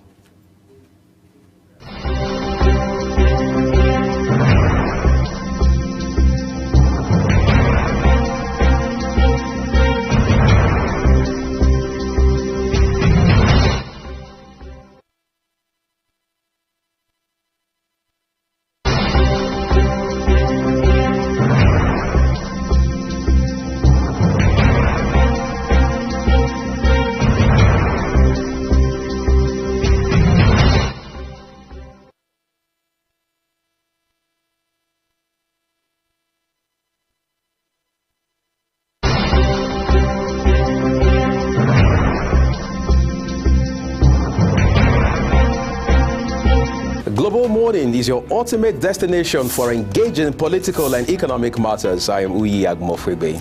And don't forget to include social discussions. Tune in every weekdays from 7 a.m. to 10 a.m. I am Queen Agaba. For insightful breakfast ideas, business summaries, sports highlights, international and local news perspective, I am Anthony Momodu.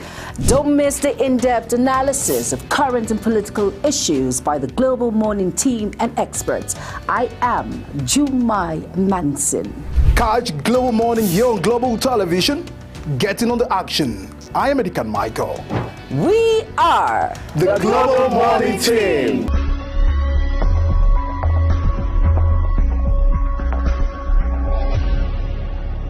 Business Point on Global Television. The business world can be dynamic and unpredictable, with headwinds and volatility sometimes becoming an obstacle for players in the business and economy landscape. Watch Business Point on Global Television as Samuel Oji walks you through the twists, turns and curves in bands, stocks and crucial market indices from a global standpoint. Watch Business Point weekdays on Global Television at 11 a.m. West African time. Business Point. This is business.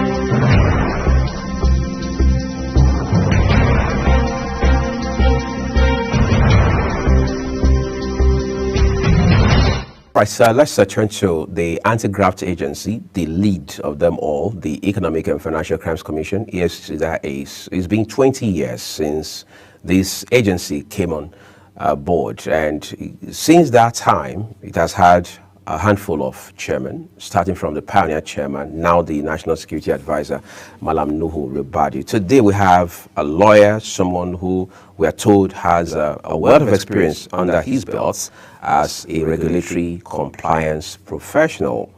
He's been in the saddle for a little over a year, but now the Economic and Financial Crimes Commission is telling us that there's a report covering the first 1 year of this gentleman in office and the accomplishments he has recorded in the period under review. But the EFCC is not just an agency you want to look at from the prism of the last 1 year of Mr. Olukoyede in office, because it's been 2 decades, like I already mentioned. Therefore, the questions, for example, would be, can we confidently and categorically say that the EFCC's mandate has been in tandem with the results the Commission has accomplished so far?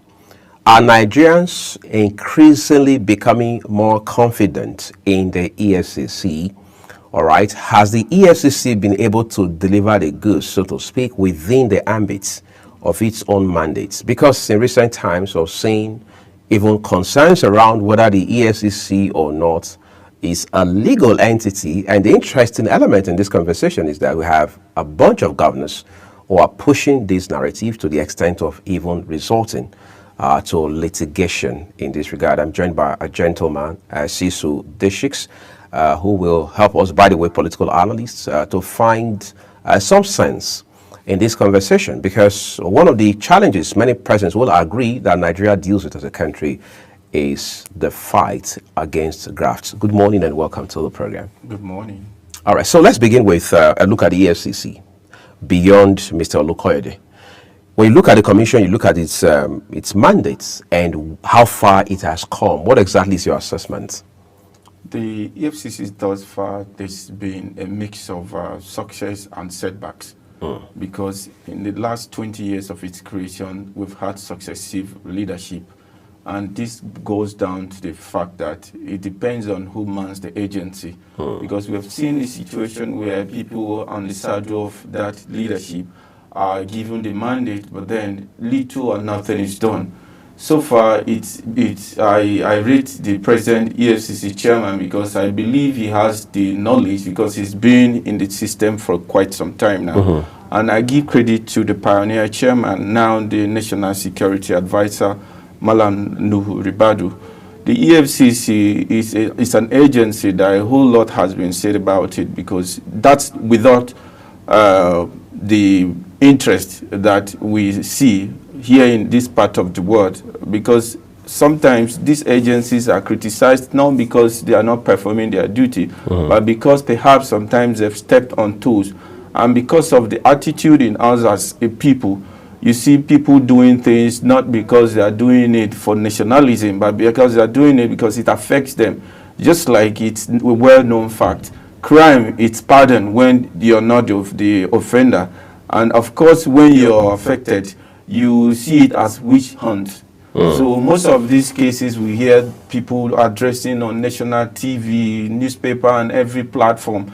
It's as a result of some people being dissatisfied with the system for personal gains. Interesting. The EFCC, like you mentioned, has been here for like 2 decades, and it has seen a chunk of criticism and lambasting, whether on television or across social media platforms, for example. I mean, cast your mind back to the days of former President Olusegun Obasanjo. You have people who did say, some of them maybe even believed, that the EFCC was nothing better than an entity for, well, hounding those who are perceived as political opponents and all of that, even in the days of former chairman, the pioneer chairman Nuhu Ribadu, and all of that. Now, not much has changed in that regard. My question is, would you say, from what you know, from your assessments and analysis of reality, that the EFCC, Nigerians are now more confident in the EFCC than maybe a few years ago? Well, I think there's a change in what used to be. Because when the EFCC was first set in place, of course, a lot of us had our own fears, because it was more of an agency by the then government of President Olusegun Obasanjo in quote. Right. I am not saying that's my own opinion, but because that's what was popularly known, because it was perceived as an agency of government that was meant to silence the opposition. Of course, we saw how it panned out between former President Atiku Abubakar and the rest of them. So, by and large, there's been success. I am not one of those that believe the EFCC alone can achieve it, because we are in a country where this need for attitudinal change. Change, like they say, begins with you and I. Of course, the EFCC given the mandate to interrogate these issues of financial crime. They still need the support of the masses to achieve that. Without you and I supporting the FCC, there's little or nothing they can do. No matter how good intention who mans the agency has, whatever you come to the table with, it depends on who is working with you. And of course, this is something that requires all hands on deck. You agree with me, the EFCC is manned by a chairman. And under that chairman, you have some other subordinates working with the chairman. Of course, there are some units in the EFCC which I believe some are saddled with the responsibility of interrogating crime, while others are saddled with the responsibility of prosecution. So the EFCC is an entity that a whole lot has been done under the years in review. But going forward, I would advocate that if for us to achieve success in this agency, like we've always wanted or always wished for, it's not something that should be left for them to handle alone, because now I see crime. I'm supposed there was a whistleblower policy of the last administration of President Muhammadu Buhari.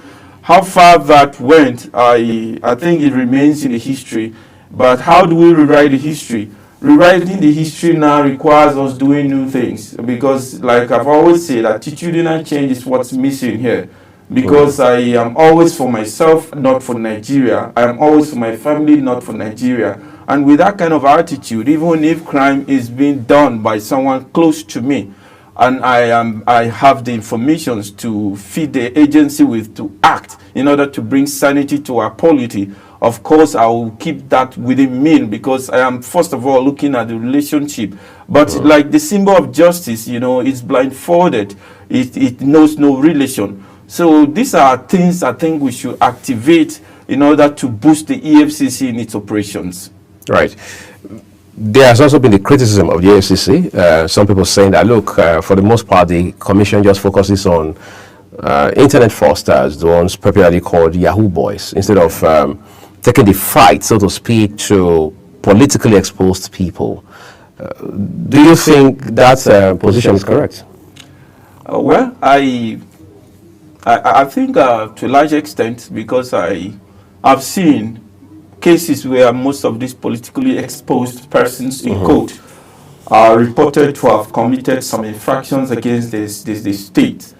And the EFCC that is supposed to carry on with such matters in order to apprehend, in order to prosecute, in order to serve as deterrent to the would-be, so to say, because I am very mindful of my choice of words, because every Nigerian, I think there's this tendency in us, we only complain when the system does not suit us. And I tell you for free, every one of us is just not perfect, because the opportunity has not been there. It's only when the opportunity avails itself that you can tell who this person is. So somehow at some point I was actually worried, because we've had more of internet fraudsters being prosecuted, being paraded as the people committing crime. But the law establishing EFCC was never set for such purposes. But of course, it's all encompassing. It deals with issues of financial crime.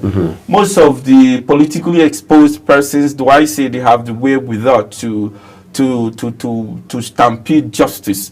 Because we've had reports of people bribing their way through EFCC in order not to account. Because today, I am not holding brief for the Yahoo boys. Of course, I also frown at that, because I have to be emphatic. Because when I mentioned this agency being established for the purpose of bringing sanity to our polity, some persons out there might misinterpret what I meant. So it's just to put clarity to that. So as I was saying, the EFCC has a lot to do. The issue of financial crime, internet fraud, and the rest of it. I'll give you an example. I traveled home. I think it's still within the scope of its operations, because it deals with financial crime. Financial crimes is not only limited to politically exposed persons, because why sometimes the EFCC is criticized is because people are of this opinion that the EFCC, the law establishing that agency, it was meant to go after politicians. And that is a very wrong notion. I think I disagree with that. The EFCC has the mandate, they have the powers to prosecute whoever commits some financial crimes. Within its mandate? Within its mandate. And I can tell you the attitude or the present day crop of youngsters that we see engaged in this internet fraud that we talk about, it's a dent on our image as a people. I traveled down my state. I was in my state capital, and I lamented the increase in the cost of rent, because this is a state capital that it's not economically viable. I'm talking about Makurdi. So while in the state, I took some time, because I'm one man that likes to be abreast of happenings around him, and I want to know what really is the expectation of the people. So sometimes I believe in my own private capacity, I am offering service to the people. So I engage in acts like that to have first-hand information in order to balance whatever discussion pops up. So I was taken aback when I had the humongous amount of money that are being pegged for rent in my state capital, and then I begin to interrogate. I was shocked to realize that there's this influx of these Yahoo boys we talk about, and there's this modus operandi that's adopted by them. They are living large, they do things, they are not the type that bargain for anything. So it gives confidence to whoever deals with them, and then that has become a standard that the community want to set before every other young person out there. So the issue is quite worrisome.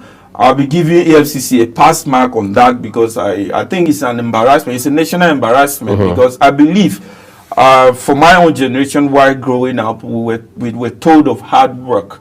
And what's hard work? Hard work is not just you going to the farm like it is commonly known in my place. You know, agriculture is a form of livelihood. Hard work it entails you doing what's right to earn legitimately. But these youngsters are engaged in internet fraud. They want to reap where they did not sow, and it's becoming a national embarrassment.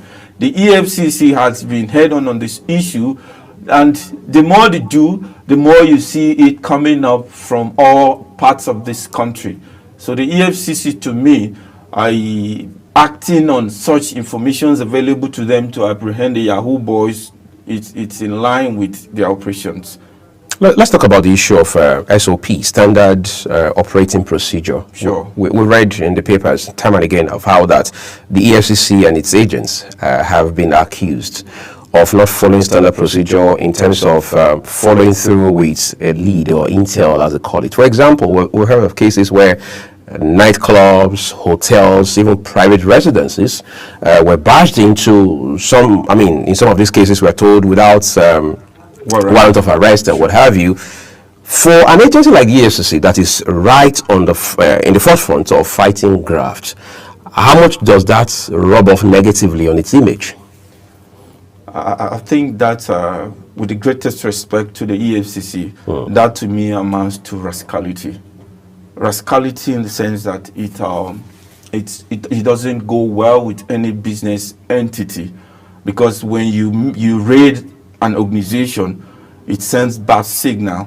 Yes, I know most of the times they act on information or intel available to them, but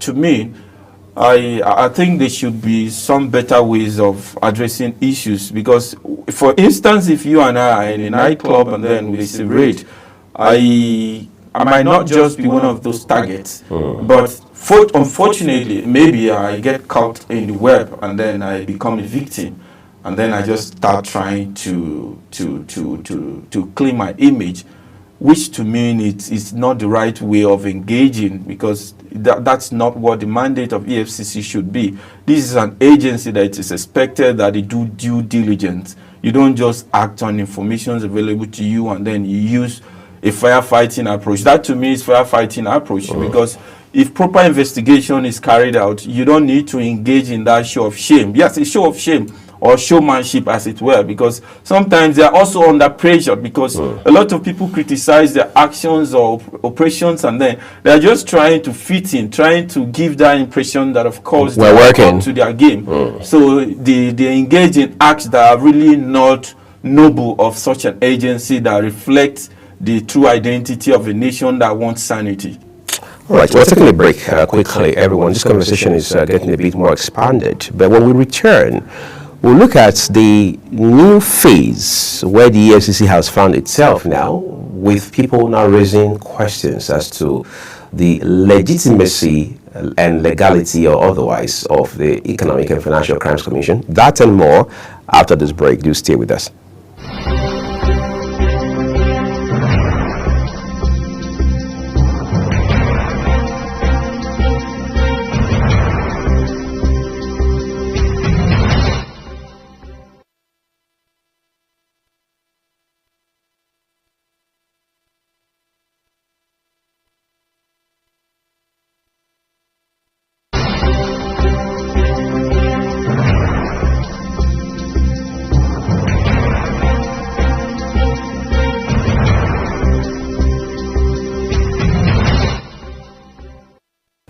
For the first time in the history of the EFCC, we're now seeing, just this year, for example, people, particularly those within the space of politics, now saying, hold on a second, is the EFCC even legal in the first instance? Is it supposed to be in place? All right. I don't think that 7 governors are part of this bunch, for instance. How much does that worry you? Well, it's a great disservice to our state, Nigeria, because for every public officer, you saw an oath to protect the sanity of the society. You have a mandate to do right by your country, Nigeria. So when you're a privileged person, that's not an advantage for you to misbehave. The governors enjoy immunity. That immunity, it's a clog in the wheel of progress if you are talking about purging the society of ills, because the governors act like they are above the law, you know, because they enjoy immunity. And that's why I've never supported the call for the creation of state police, because I know these governors, some of these governors are just power drunk. They will use it to their advantage to oppress opponents. And that is why you see some of their actions showing what they really are, because a man given power believes he's got it all on earth, and then he can do anything and get away with it. Even established agencies of government that are saddled with the responsibility of service in whatever capacity, like the AFCs, for instance, you see these governors acting like they are not working side by side for the collective good of the country. Every agency of government has a responsibility, and there's no one size fits all. The governors cannot, in their respective states, act like, okay, the problem in KB is same as that in Rivers. So the EFCC, of course, being a national agency, their level of operation allows for, even in interstate operations, they can move from here to do whatever, wherever they want. But sometimes this meets a stiff resistance from the state executive officers of the state, which is quite worrisome, because we are talking about building a nation. If we want to build a nation, I should be concerned. It should not just be the responsibility of those that are elected. Yes, I gave you the mandate because we all cannot be leaders at the same time. But there's this that is expected of me to contribute. So how well have I done that, or how am I going about it to contribute my own quota to the growth of my country? It's not just about me making demands, clamoring for good governance, calling for reforms and all that. All of these are good intentions of a successful government. But this is not without your input and my input. So the governors sometimes is because they act, they assume they have the mandate, they have the support of the people, and then they act even when that is against the people whose mandate they've taken to represent and do right by their interest. So not all of the, in fact, sometimes, yes, I also must emphasize this. Sometimes the governors, maybe because there's this fallout between the subnational and the government at the center. And sometimes it's unjustly carried out by, the actions are unjustly carried out by the institution of state against the subnationals. So in some cases, the subnationals act within their right to safeguard the sanity of the state, and then of course their personal interest too. There are people who argue now, maybe that has been here for a couple of years, that there's an overlap between the EFCC and the ICPC. Therefore, they are calling for a merger, and the Oronsanya report has recommended something along that line. So would it make any sense, whether political, economic, or social, if you were to merge both agencies? My brother, you see, we talk about cutting cost of governance. Right. Without sounding modest, I must also admit that it seems we are still not serious about what we want. Because there is this multiplication of agencies. You have most of these government agencies duplicated. Why do you have EFCC and ICPC at the same time? To me, that doesn't make sense. It's as good as I'm going down there, then I still turn back. Come on, how is that fighting crime? The EFCC will make some progress. The ICPC on the other side is also trying to take credit for its operations, and then instead of being a sister agency that collaborates for the good of all, there's this clash of interest because everybody wants to take the credit. And for me, the running of these two agencies with such drama that we've seen, it calls for serious concern, because in the first place, there shouldn't even be two sister agencies that perform almost same roles.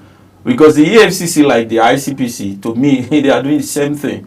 So I don't even see any reason why you should have these two agencies exist in isolation. They should be merged. There should be a merger, because it's waste of resources, and then it stands in the way of progress when either of the two is trying to fight crime.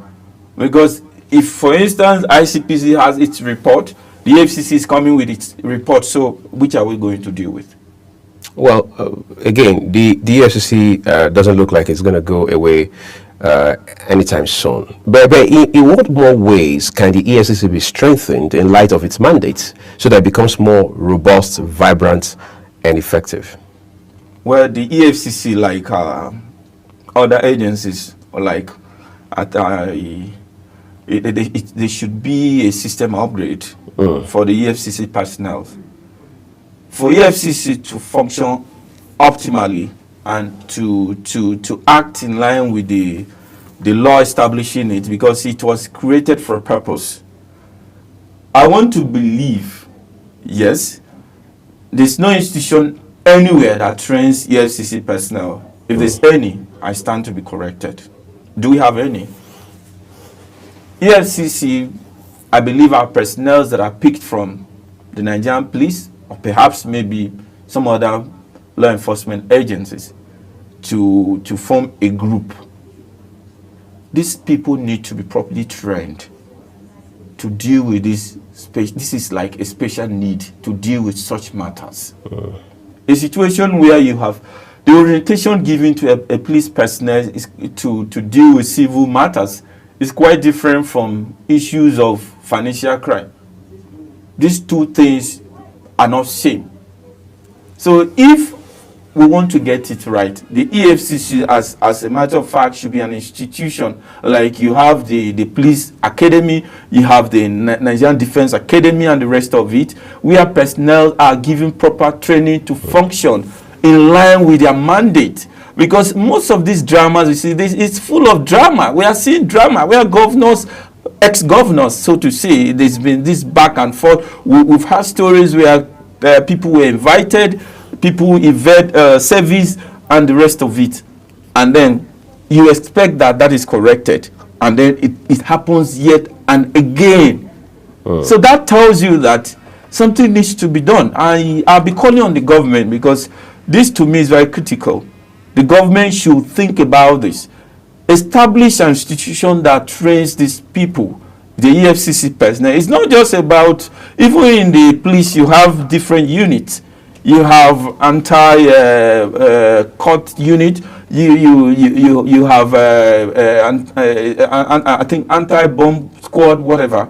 And then you still have the investigators. In fact, the police within it also have the anti-fraud unit. Sure. So that said, we're saying the EFCC come under fire, so to speak, with regards to what some persons have called shoddy investigation, leading to what we popularly refer to as media trial. In certain cases, we're seeing judges lambast EFCC counsel, saying that you didn't do a thorough job with your investigation, therefore we throw your case out. This is in the courts in the 21st century. We've seen that happen. Conversely, however, we've also heard some people say, look, you can't blame the EFCC all the way, that the judiciary in itself has not been giving the EFCC as much support as it should. And that's why you see people who are otherwise criminal in their practice and conduct can find a way to slip through the fingers, so to say, of the law. So can we paint some of this blame of, as it were, the inefficiency of the EFCC on the judiciary? The judiciary takes a bulk of the blame. Because the judiciary over time has proven, because we've seen where courts of competent jurisdiction acting at cross purposes. For instance, they seek matter before the court of same jurisdiction, but different division.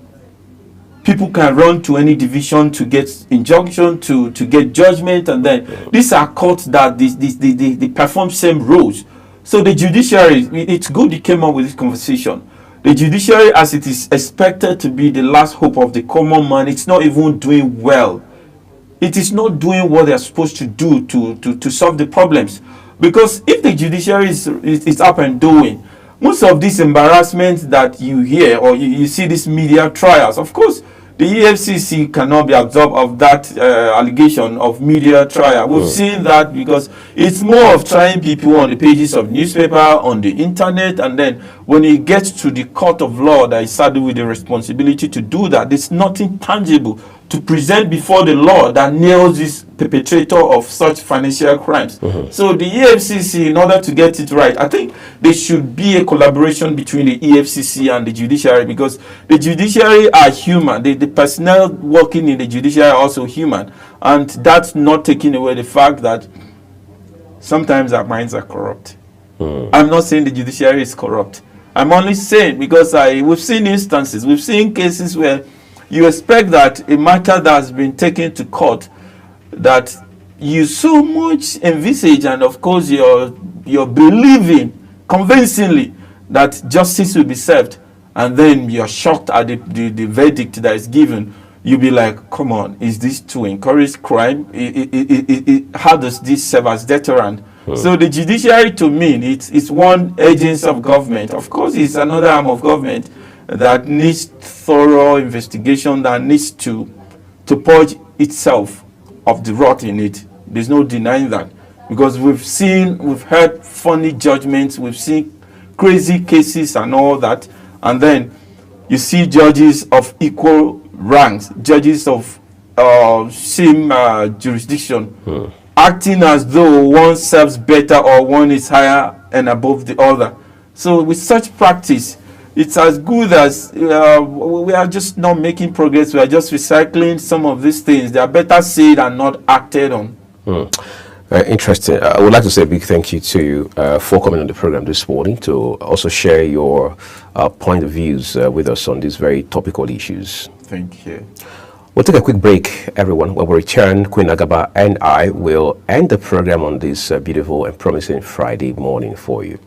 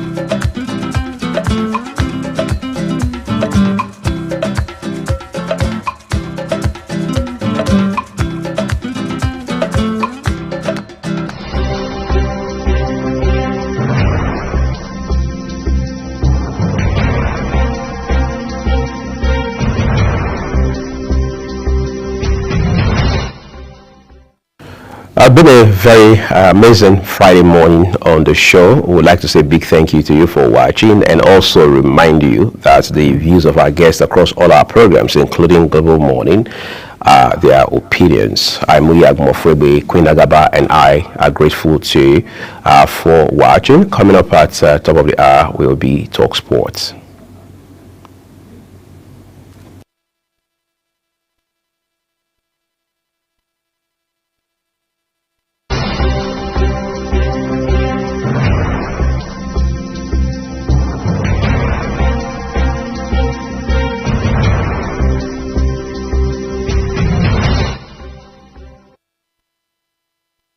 Welcome to Global Morning. The death toll from flooding.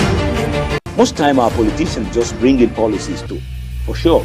Incidentally, we have several more stories. The legislature was carefully crafted to 22.2% inflation rates as of April this year. What does that say about where we are as a country? I think Nigeria has resorted to being resilient. Before you call a police station, before they even leave, they'll take permission from I don't think there's really anything on ground to improve. The struggle, the ASU strike. The Minister of Education volunteered and said, give me 2 weeks. It was a lie. The president never gave me any deadline.